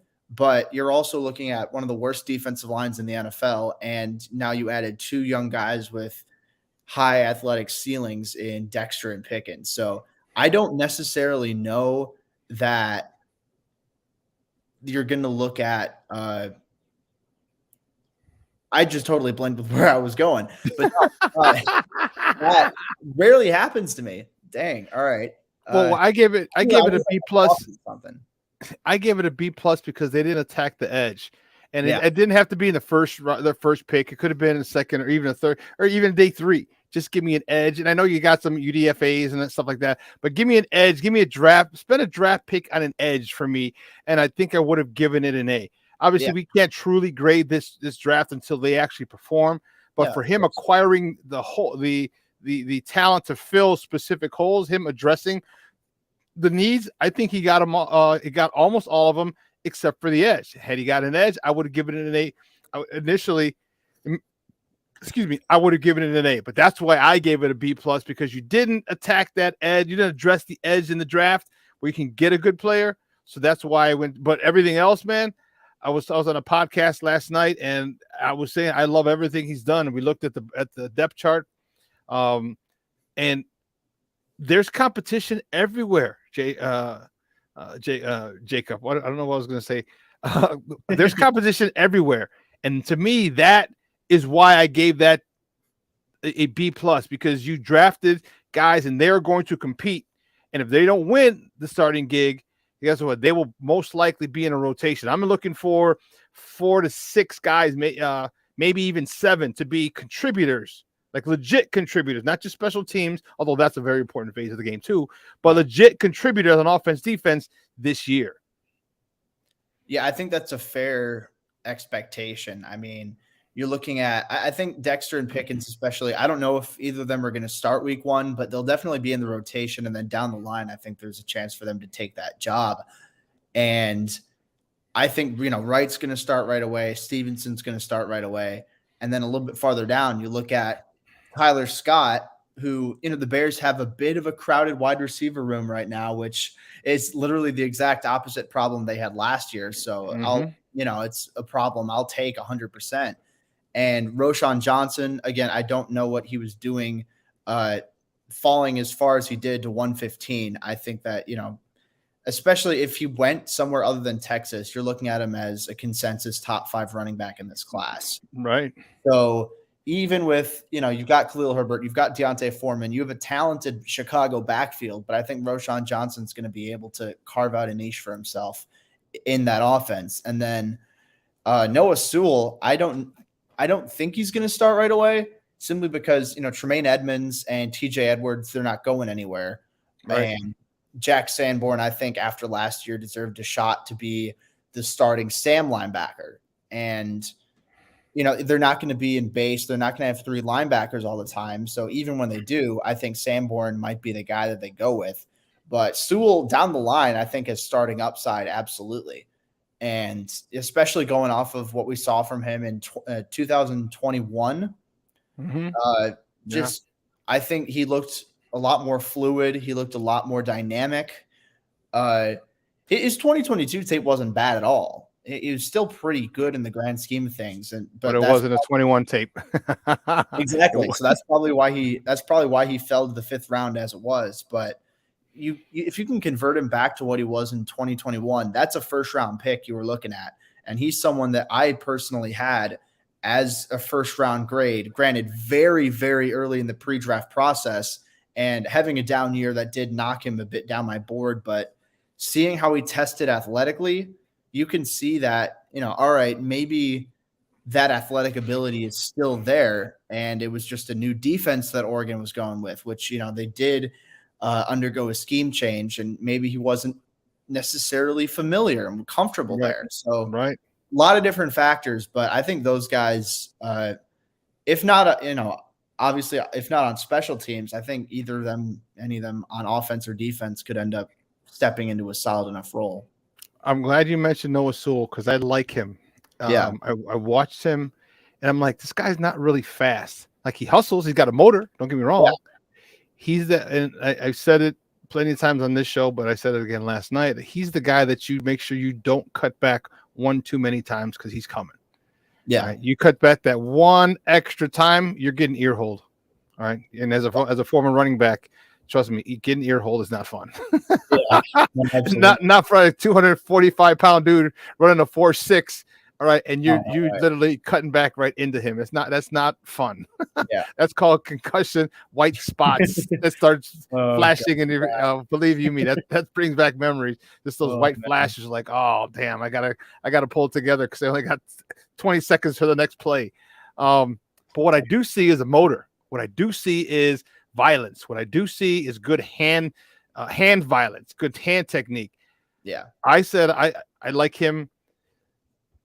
What I think the Bears are going to do, and Coach Williams can do now, you can still run a 4-3, but now he could be your edge. He could be a defensive end. Now you can come stunts with him. Now,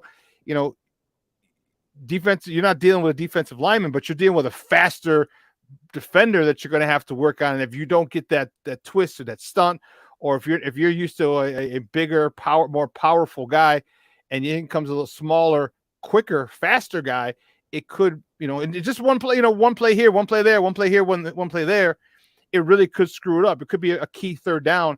I like him in maybe like a NASCAR package. You get some smaller guys in there, like the Giants did back in their Super Bowl run. I just think that Coach Williams, and talk to me about Coach Williams, he's got a lot of toys to play with. He's got, you talked about Zach with two C's and Dexter. Those guys can be almost interchangeable, the 1 and 3.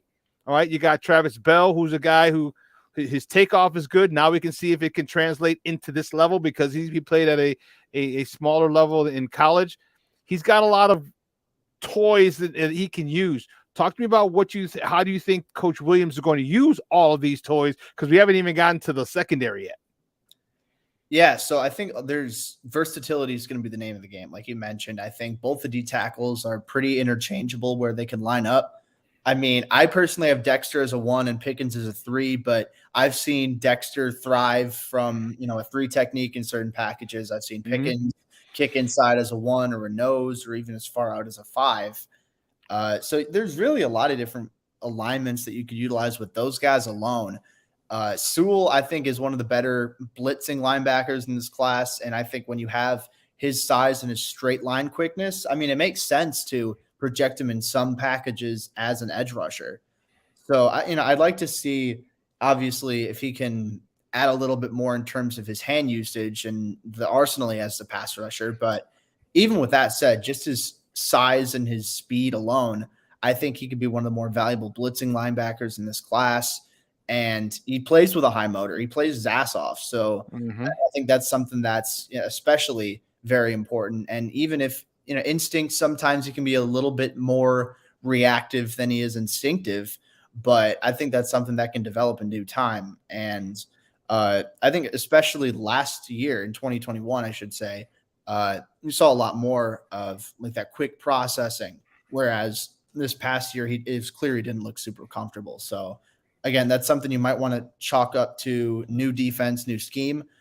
But yeah, and then just along that defensive front, and Travis Bell, he's a guy who's going to be, interesting to watch to see if he can crack the roster. I think that, with the 2 rookies and then with Justin Jones and Andrew Billings, I think that those guys are pretty set on the roster. But if they want to carry a 5th, which I think is possible, I think Bell is going to have a good chance. And obviously, Ryan Poles thinks the world of him as a person, and tested very well. He's got a quick, explosive off the ball. So I think that there's a decent chance where even if he doesn't make it to the active roster on game days, he might be on the team and then just be inactive. But regardless, I mean, the fact that you're talking about all these new additions, it's a lot different from what it was last year. And yeah, the defensive line, I won't say it's going to be great this year because, you're stepping in rookies, and then realistically Justin Jones and Andrew Billings, they're decent players. They're probably high-end rotational guys or low-end starters, and then edge rushers still a need. But it's still a better defensive line than it was last year. And when you factor in all the upgrades at linebacker and, the upgrade at corner and the future development of some of the younger guys they have in that secondary, I think the defense is going to be a lot better. So Alan Williams, I think that there are some times where he got a little bit vanilla in his play calling, but that's not necessarily surprising considering what he had to work with last year. So I'm excited to see what he can do with a better group. I think that there's going to be a lot more opportunity to move guys around, a lot more chances to, kind of confuse opposing offenses and, maybe I'm trying to think of the right word, I guess, disguise different coverages and, put on like exotic blitz packages. I think these linebackers are much more prepared to do that than the linebackers last year. So yeah, no, I think there's a lot to like and a lot to be excited about with that group. I'm glad you said it because that's exactly what I said yesterday on the podcast that I was on. I'm trying to think of exactly what you're talking about, what you said, but the opportunities that he has. Oh, is the secondary with the pass rush. Yeah. We had 10 sacks as a group from the D line. Just, and Philly had 4 guys on the line that had 10 sacks each. I mean, okay. So we saw this group, the secondary, making plays, a lot of pass breakups the last few weeks of the season. They finally got their footing. They were comfortable. They went through the growing pains of a rookie season, and they came out of it on the other end, and they came out of it as productive cornerback DBs. Yeah. Jaquan Brisker, Kyler Gordon, even Jalen Johnson when they decided to throw it to his side. A lot of pass breakups, a couple of picks. So now you get a pass rush, and I'm not putting them with the Steel Curtain or the 85 Bears or the Ravens. I'm not putting them there at all. I'm saying the pass rush is improved. When the bar was very low, but it's still improved. And if that happens with the upgraded linebacker, so now you can't get a deep middle shot because we have Edmonds who can get down the field. That window for a deep middle shot is a lot tighter. We have a ball hawking free safety. I really like the potential for this secondary and this defense to surprise a lot of people. The Bears are going to surprise a lot of people. People who don't understand football wouldn't have said what you said. Where you said, all right, the improvement of the linebackers, improvement of this. People who don't get football don't understand that, and they don't. This is why, the Bears are going to win 6-7. I'm excited about it. I said they're going to win double digits, 10, could be 11.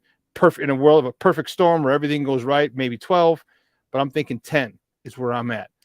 I love it. Talk to me about the DBs that they drafted. So you got Tyreek, the cornerback from Miami, but you also got a cornerback from Minnesota. You also drafted Williamson from Stanford. How much do you see? Are they depth but also how soon before they take over, because Jalen Johnson's coming up on a contract. Eddie Jackson's going to be 30. Talk to me about that, and how Ryan Poles is not just bringing in talent, but talent that can replace the older talent every year. Seems like every year. I'm interested in seeing what Terrell Smith especially does. I think that you're in the 5th round, especially late in the 5th round, you're taking a shot on tools, and he's someone, got long arms. He's athletic. He's big. He's physical.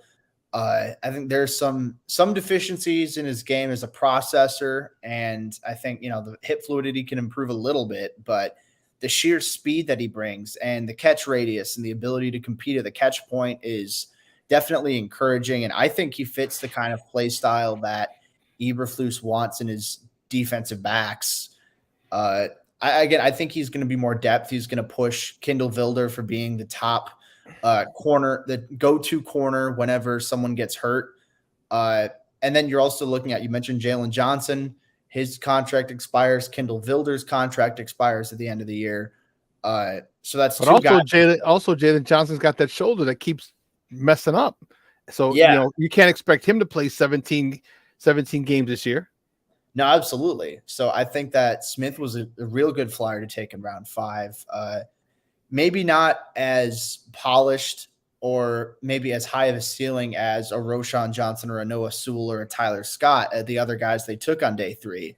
But I still think that there's potential for him to be, if not a solid starter, then a valuable special teamer and a good depth piece. And Kendall Williamson, I think they're going to put him at safety. I think he's someone who's going to compete for a roster spot, especially they haven't re-signed DeAndre Houston Carson, which I don't know at this point they haven't. So it makes me wonder, are they going to do it at this point? So either way, you're looking at Elijah Hicks and Kendall Williamson, at least in my eyes. Those are the 2 safeties that are probably going to back up Eddie Jackson and Jaquan Brisker. So, I mean, there's a chance that one of the other guys they bring in might compete for a spot, but realistically, it's a lot of, it's decent journeyman veterans and then undrafted free agents you're bringing in. I think Hicks and Williamson have the upper hand there. And regardless, though, I think that the secondary has them set up well, especially at corner. Yeah. Has them set up well for the future. It gives them some added leverage, honestly, over Jalen Johnson. They say, okay, we got Stevenson now. We got Kyler Gordon. We really like Terrell Smith. Why should we pay you however much money? Right. And, I think Jalen Johnson's going to get paid. He's going to get a big payday, and I think he deserves it. It's just a matter of, are you going to pay him like a bona fide, undisputed cornerback 1? I mean, I think that's what he'll ask for, but I don't think that's what the Bears should be or will be willing to pay at this point. So I'm interested in seeing what happens with that. But either way, if the Bears are able to re-sign him, great, because then you got him and Kyler and Tyreek Stevenson in the long run. Those are your 3 corners. Yep. You got some serious control over your secondary there, and which I think is massive, especially after what they've dealt with at corner over the last couple of years. So, yeah, I'm absolutely interested in seeing what not just this year, but the long-term future at corner is going to be, because I think they have a lot of different options now that they didn't necessarily have that flexibility heading into this offseason. Yeah, the cornerback situation is that's pretty. If Johnson walks, okay, no problem. You're losing a guy, but also, you're going to have Terrell Smith, who's there, all right, getting his rookie year out of the way, but also getting his rookie year watching, okay, Jalen Johnson, watching, all these guys, and believe me, watching is a huge help. Not as good as playing, but watching, you can kind of shorten the learning curve when you watch other people who've done it for a while. Yeah. And my hat goes off to Ryan Poles for, 1, creating competition at every spot except quarterback, but we don't need it there. But 2, preparing for the exodus of players. It's you talk about what great general managers do. He's not building this for today, for 2023. He's building it for 2024 and 2025 and 2027 and 2029 and 2031. Yeah. He's building it to the point where if one guy goes down like Smith, you talked about him, He's a good corner, good, solid physical corner. We're looking at 2 solid physical corners on the edges. Okay. This is what we want in a cover 2 scene. Guys who can separate receiver from ball, like Jaquan Brisker. We're going to have some hard-hitting DBs. And I love the depth that the competition that he's created, the depth he's created. And I love how he's looking at this big term. And he told us, and but Jacob, that's the crazy part. He told us what he was going to do. He's never very, I mean, he might have even talked too much. I think he talks too much, but he told us exactly what he's going to do. Yeah. How he's going to draft, the type of people he's going to draft. He wants competition at every level. He's great character guys. He's told us point blank, he's done it, and we're just freaked out because we've never had a general manager who told us what he's going to do and followed through. Yeah, and it's kind of nice to have that level of transparency because there have been some instances where, in past regimes, it's kind of like, I don't know, either he's not following through with some of the promises he made, or I don't really get why he went in this direction. So it's definitely fun from a fan's perspective, from at least in my case, someone who's like pseudo media, to be able to hear from the general manager and being able to analyze really what he's planning on doing. So I know there's certain information that we, in the general public don't have access to. So it could make it a little bit tougher to really pin down exactly which guys fit that bill. But the more information that comes out about, some of these especially high character guys, and you factor in the athleticism, you factor in the positional value and the needs they have, it really starts to make a lot of sense with what polls and what this organization's really been emphasizing. It really has. And guys, we're joined by Jacob Infante from Windy City Gridiron, talking Bears football right here on Shawn and Maya in the morning on Sports Zone Chicago. I'm going to talk real quick offensively, then I want to talk about potential trades for an edge. But talk to me about the Rashawn Johnson acquisition, a draft, and also the Tyler Scott draft. It seems like, again, Ryan Poles has said, hey, listen, we're getting a guy. We are hedging our bets. If Darnell Mooney, who's going to be a free agent, is coming up, if Velus Jones, their guy who they drafted, doesn't pan out, you got a guy in Tyler Scott who can do just about everything that those two can do. Yeah. So when you're looking at the wide receiver room, I do think that Scott fits Darnell Mooney's play style a little bit better. Obviously, being a smaller receiver, being a speedy guy, someone who can create separation. Very speedy. Oh, absolutely. I think he does fit that Darnell Mooney archetype much better than he does a Chase Claypool, but I'm not 100% sold that means the end for Darnell Mooney over Claypool. So we'll see what happens. I think they're going to be willing to play it out with the season and then determine from there who's going to get the boot and who's going to get re-signed. But, at the same time, I think Scott, he's fitting in right now as probably the wide receiver 4. I'd take him as having a bigger, pure, like bona fide wide receiver role than Velus Jones. Maybe Equanimeous St. Brown might outplay him in snaps early on just because of the blocking ability that he has. But I think in terms of offensive touches, to expect more from Scott this year. And down the line, he's someone I had him as my 9th overall receiver in the class. So okay, top 10.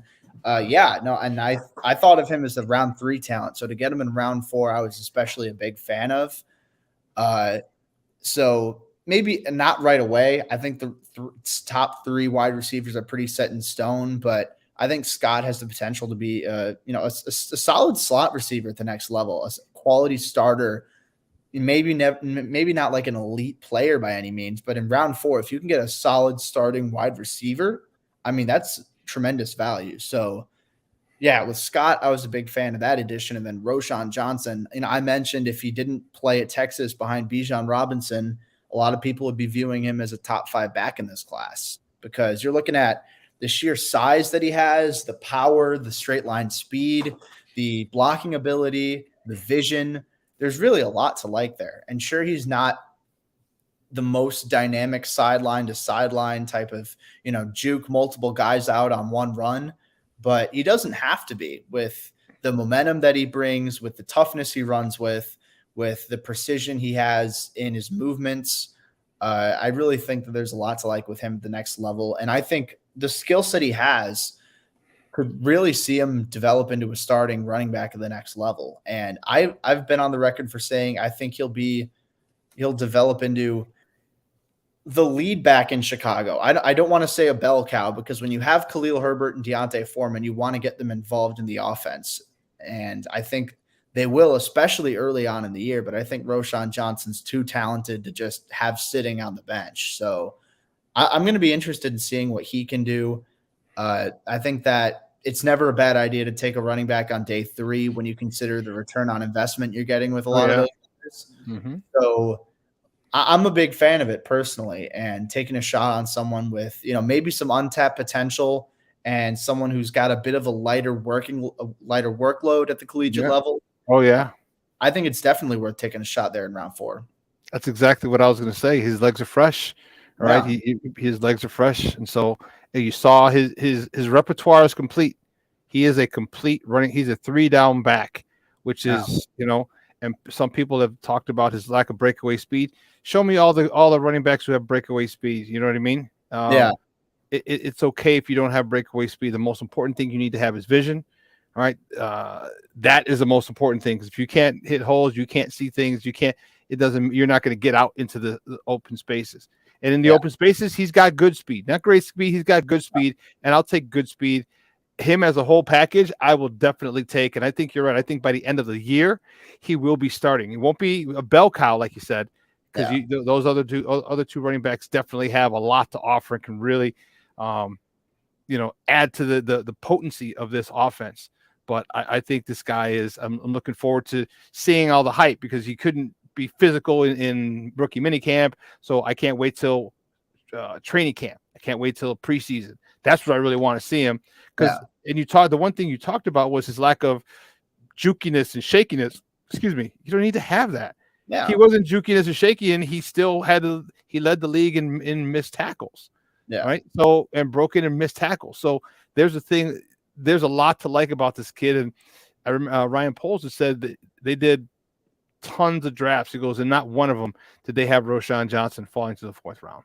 Yeah. So not one of them. They said he was gone long before that. Last one before we let you go, Papa. I really appreciate your time as always. And I know it's you were graduating, you had finals, you had a whole bunch of other craziness, and man, I truly appreciate you taking your time out to holler at the boy. Talk to me about what you think they're going to do. There's a lot of trade rumors, right? The Chase Young, the Yannick Ngakoue, a couple others. What do you think the Bears do for an edge rusher? Do they draft one? Do they trade for one, or do they just sit back and let next year's draft picks, which one will be pretty high in the 1st round, do they wait until then? What do you think they do for the edge? So I think they'll bring in some sort of veteran. I think there are, too many guys out there in free agency to not take a shot on, whether it's, Yannick Ngakoue or Frank Clark or Justin Houston or something like that. I think just one of those guys were worth bringing in, considering what they have at edge rusher right now.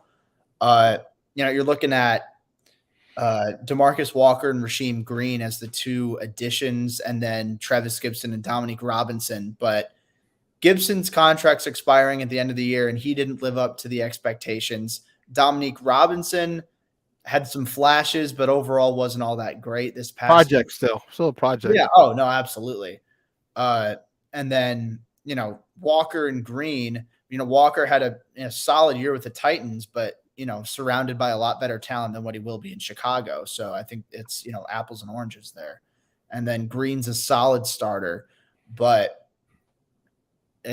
again, that's by Chicago standards. I think with most teams, Rasheem Green is, he's a backup who certainly gets playing time, but I think that he's going to be in a bigger role in Chicago than he would be for most other NFL teams. So he's not a difference maker in most teams. Oh, he's a guy. He's a guy. I agree. Definitely. And I think that next year's draft is going to be interesting to watch. I think they'll, they have the 2 first-round picks and a second rounder. I think at least as it stands right now, one of them will be an edge rusher, or at least it should be. Because deep edge rusher, deep draft and edge rushers next year, if I'm not mistaken. Yeah. No, I don't think there's like a Will Anderson caliber prospect, but there are a lot of guys who could go round 1, early round 2, and I think that's really going to benefit Chicago. So I'm interested in seeing how the class plays out for the rest of the year. And then, but in the short term, though, I think free agency is going to be the move. I don't know if there's anyone I'd trade for, especially now that Carl Lawson's contract got readjusted, so he's going to stay with the Jets. I don't know. I'd look into Chase Young, but I think the price might be a little bit too steep for someone who you're going to have to pay soon and who's dealt with injuries. But if you can get him for the right price, then that's obviously something that you should consider because he's been a baller when he's healthy. When he's healthy, that's so true. So, hey, Jacob, great stuff, Papa. I truly appreciate it. Do me a favor, though. Let everyone know where they can find you and your work online. Yeah, so you guys can follow me on Twitter at JacobInfante24, and you can find like my written work over at Windy City Gridiron. I cover the Bears and the NFL draft over there. And you can check out my Patreon. I just finished up. I had my draft guide with all my entire big board, a lot of scouting reports, a 7-round mock draft, player comps, all that good stuff. So there's going to be more stuff coming on that over the summer too. So a lot of good stuff in the works in the long term. So yeah, I'll be doing my best to fill this little content gap that we got going on here. Dude, great stuff, Up. I appreciate it. Where are you at school? Where do you go to school? I just finished up in Mizzou. Okay. All right, cool, man. Are you from Chicago or? Yeah. No. So I'm from the Chicago suburbs. I'm a Plainfield guy. Okay, you're not too far from me. Then I'm in New Orleans now. So. Oh, nice. Okay. So okay. Yeah, so I'm I'm back home for a bit, and then we'll see. Figure it out. Okay. Hey, dude, great stuff. As I said, as always, man, and looking forward to more of your work coming out. We will talk soon, and I'm looking forward to this season, man. This is going to be a really, really good season. You know what? What do you think the record is? Give it ballpark figure. I said 10. I said minimum 10 wins, and people look at me like I'm stupid. It happens a lot, but nonetheless, I said 10 wins. There's just too much going on, too much good going on. Yeah. I said 10 minimum. I said 10 wins. And what's your prediction, give or take? So I think it's going to be somewhere in the ballpark. I had 9 and 8. Okay. I do think there's going to be, a pretty big jump in wins. And that's not tough to do when, you finish 3-14 and you have the worst record in the league. I think, like the improvements they've made, the developments I'm expecting from their young guys, and the schedule, like there aren't a lot of games where I'm like, okay, they're going to lose this game. There are a lot of them that are toss-ups, and I think some of them won't go the Bears' way, but I do think a decent amount of them will. So unlike last year when we lost all those by 1 score. Exactly. Yeah. And, the fact that they were playing so tight with, not a great roster, I think that does say a lot. So if they can maintain that competitive edge with, what is, objectively a more talented and more efficient roster, then I think they'll be in a lot of those games. So I'm going 9 and 8. I feel like that's a little bit safer. That gives some leeway for, okay, they'll win some of these toss-up games, they'll lose some of them. But I think there's potential. I think the worst case is like 7 and 10, but the best case, I do agree, is, like a 10 and 7 or maybe 11 and 6. So I'm splitting the difference. I'm going to go 9 and 8. I think they'll be in the wild card race for sure, though. Really? You don't think they're going to vie for the title? You don't think not this year? Not this year. I want to see who do you got in the title, the top of the division then? Top of the division. I'm gonna say Lions. I'm gonna say the Lions. I think that you saw down the stretch they're a much better team than they've been in years past, and I think the development and just gelling together, I think that's going to help out. I don't know how high the ceiling is once they get to the playoffs because.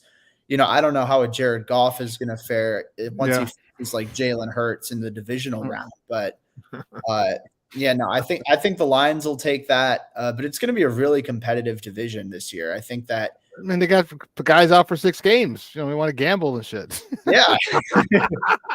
And I just think Detroit themselves. They're going to do something because I agree with you. I think they play hard. I think they've been markedly better in the last ever since Campbell took over. That dude's a son of a gun, boy. He got them lined up and fired up. Yeah. But they just until proven different, they're going to Detroit themselves. They're going to do something stupid, drop a touchdown in the end zone, like DeAndre Swift, even though they got rid of him. Wide open, drop it. They're going to do something that's going to screw them over. And in this case, how many people are suspended for gambling for the first 6 games? Like, there's a Detroit Lions Lioning themselves. Always something. And in Green Bay, we don't know what the hell's going on with Green Bay. You know, it's their receivers, their new quarterback, and then Minnesota. Are they going to get rid of Dalvin Cook? Are they going to? So I don't know. I think they might vie for the title, and they may end up with a wild card. So yeah. Dude, great stuff, man. I appreciate it, man. We will talk soon. And safe travels back to Chicago. Are you back yet, or are you? You coming back? I'm back. So okay. I'm back. I'm doing my. Oh, dude, it was last week, so you're not gonna stay in school for. No, of course. Yeah. So I'm doing my thing for the week. I'm going on vacation with family next week, and then from there, I'm finalizing some job stuff. So get my nose to the grindstone, and by June I'll be rocking and rolling. Cool. What did you major in? So I majored in. So it's a marketing major, and I'm doing like a certificate in sales and customer development. So I'm trying to do sales full time. Okay. I've had a lot of people ask, about, like journalism and media and stuff, but I'm loving what I'm doing right now. I think that with the flexibility and all that I have with, Windy City Gridiron and, having control over like the type of stuff I want to write and I want to say, I love that. So I'm happy with where I'm at right now, but that's where I'm thinking sales is probably the full-time gig for me. Dude, good stuff, man. Good stuff. Good luck with that. And we'll be in touch, bro. It's going to be a lot of great bear season, so we're going to have you on soon. So I look forward to that again. All right? Yeah, for sure, man. Appreciate it. All right, Papa. Thanks. We'll talk soon. We'll see you. Bye. Guys, that's Jacob and Fondy from Windy City Gridiron. Man, oh, man, got me fired up talking Bears. Woo-hoo, Charlie. Woo! Yes, listen, we got to take a quick break. And the other side of the break is the final break of the show, final break of the week. And we're gonna wrap it up and put a nice little red bow on it. So don't go anywhere, folks. Keep it locked right here. Shawn and Maya in the morning on Sports Zone Chicago. Hey, it's your boy, the SuperBack, Shawn Sierra, and be sure to follow Sports Zone Chicago on all social media platforms, on Facebook, Instagram, and our Roku channel. You can find us at Sports Zone Chicago, and on Twitter, we are at Sports Zone Shy. Also, be sure to download our mobile app so you can take Sports Zone Chicago with you on the go.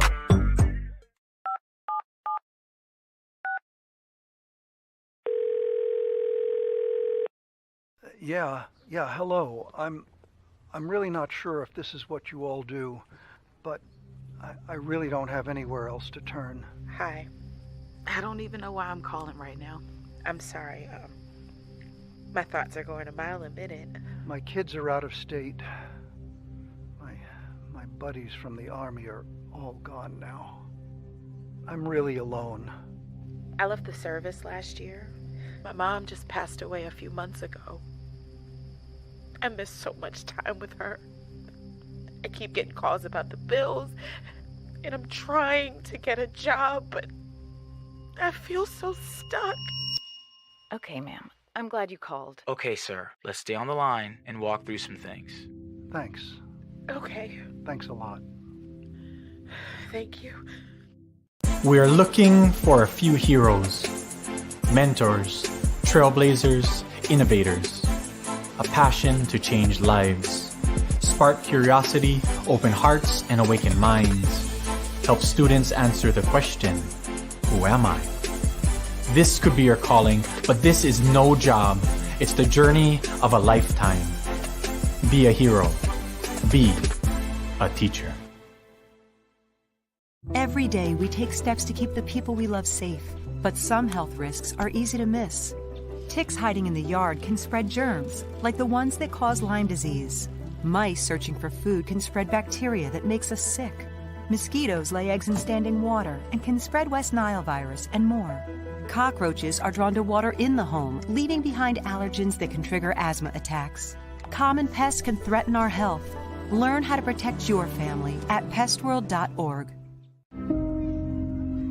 Mental health and learning disorders don't discriminate.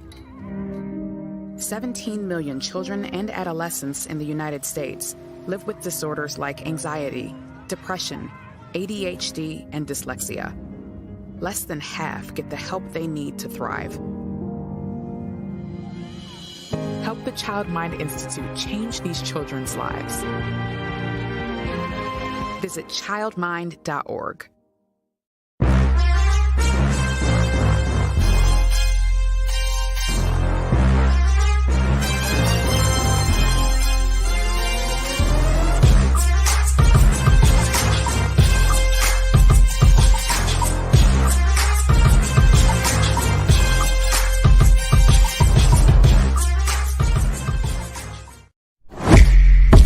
Season at 2-1 towards second. Well, 27 line drive outs isn't going to happen. Your dream is for Cleveland. Here's one of those ground balls. It's Berger. It's Alberto, and it's a double play. It's a 5-4-3 for the yard. And he swings and hits a ground ball into left through the hole. 114 off the bat. Has had some leg issues, so he's got to make sure he keeps the ball off the ground. Line to left, a base hit for Grandal on 2 strikes. Welcome back to Shawn and Maya in the morning on Sports Zone Chicago. Those clips courtesy of NBC Sports Chicago. And we just got done with Jacob Infante. He is now a Mizzou alum. Jacob Infante talking Bears football got me fired up. I love it. I love it. I love it. I love it. And no, Junior, to answer your question, you asked if that was an owl above that was on my shirt. I know you're being a smart ass, but no, it is the Warriors. You know, it's Flashback Friday, so I usually wear a shirt, a flashback shirt, a classic shirt, and it's not an owl. It is their logo from the Warriors. You know what? I looked and they have a vest, and I've been thinking about getting it. It just for shits and giggles. Getting a vest. Getting better. I got to get a little more cut, which I'm going to the gym a little later today. And just wear it like out for the summer one day. Just, out a nice little warm day and just wear it. I think it would spark a lot of conversation with people, especially people of a certain age group. It would definitely spark a conversation. So yeah, they sell them on eBay, so I think I may bid on one in the near future and get one. Hell, I might even wear that on the show.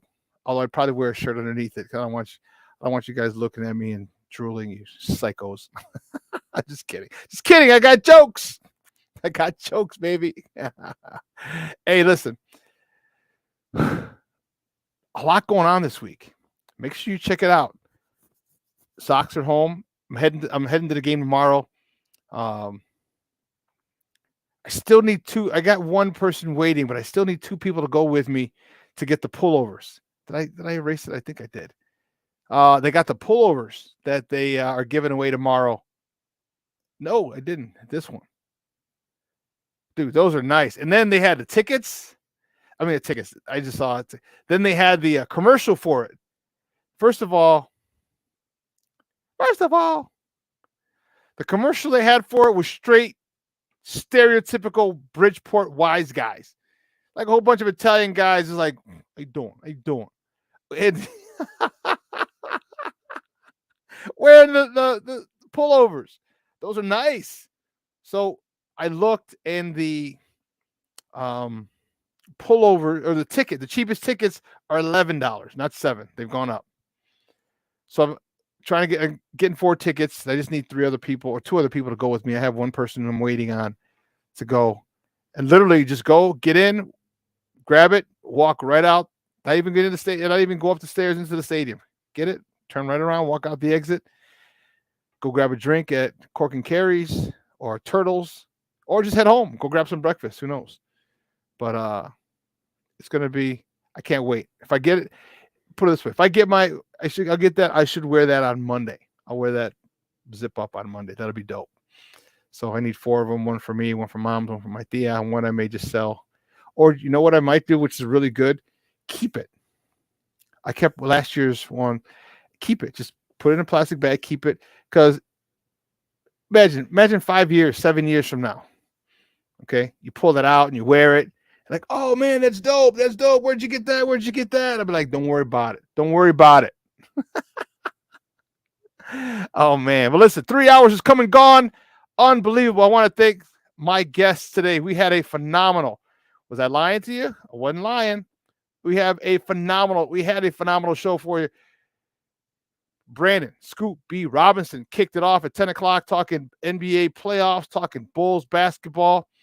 Then my guy Jason Palmer joined, talking WNBA basketball as the ladies get ready to kick off the season tonight up in Minnesota against the Lynx.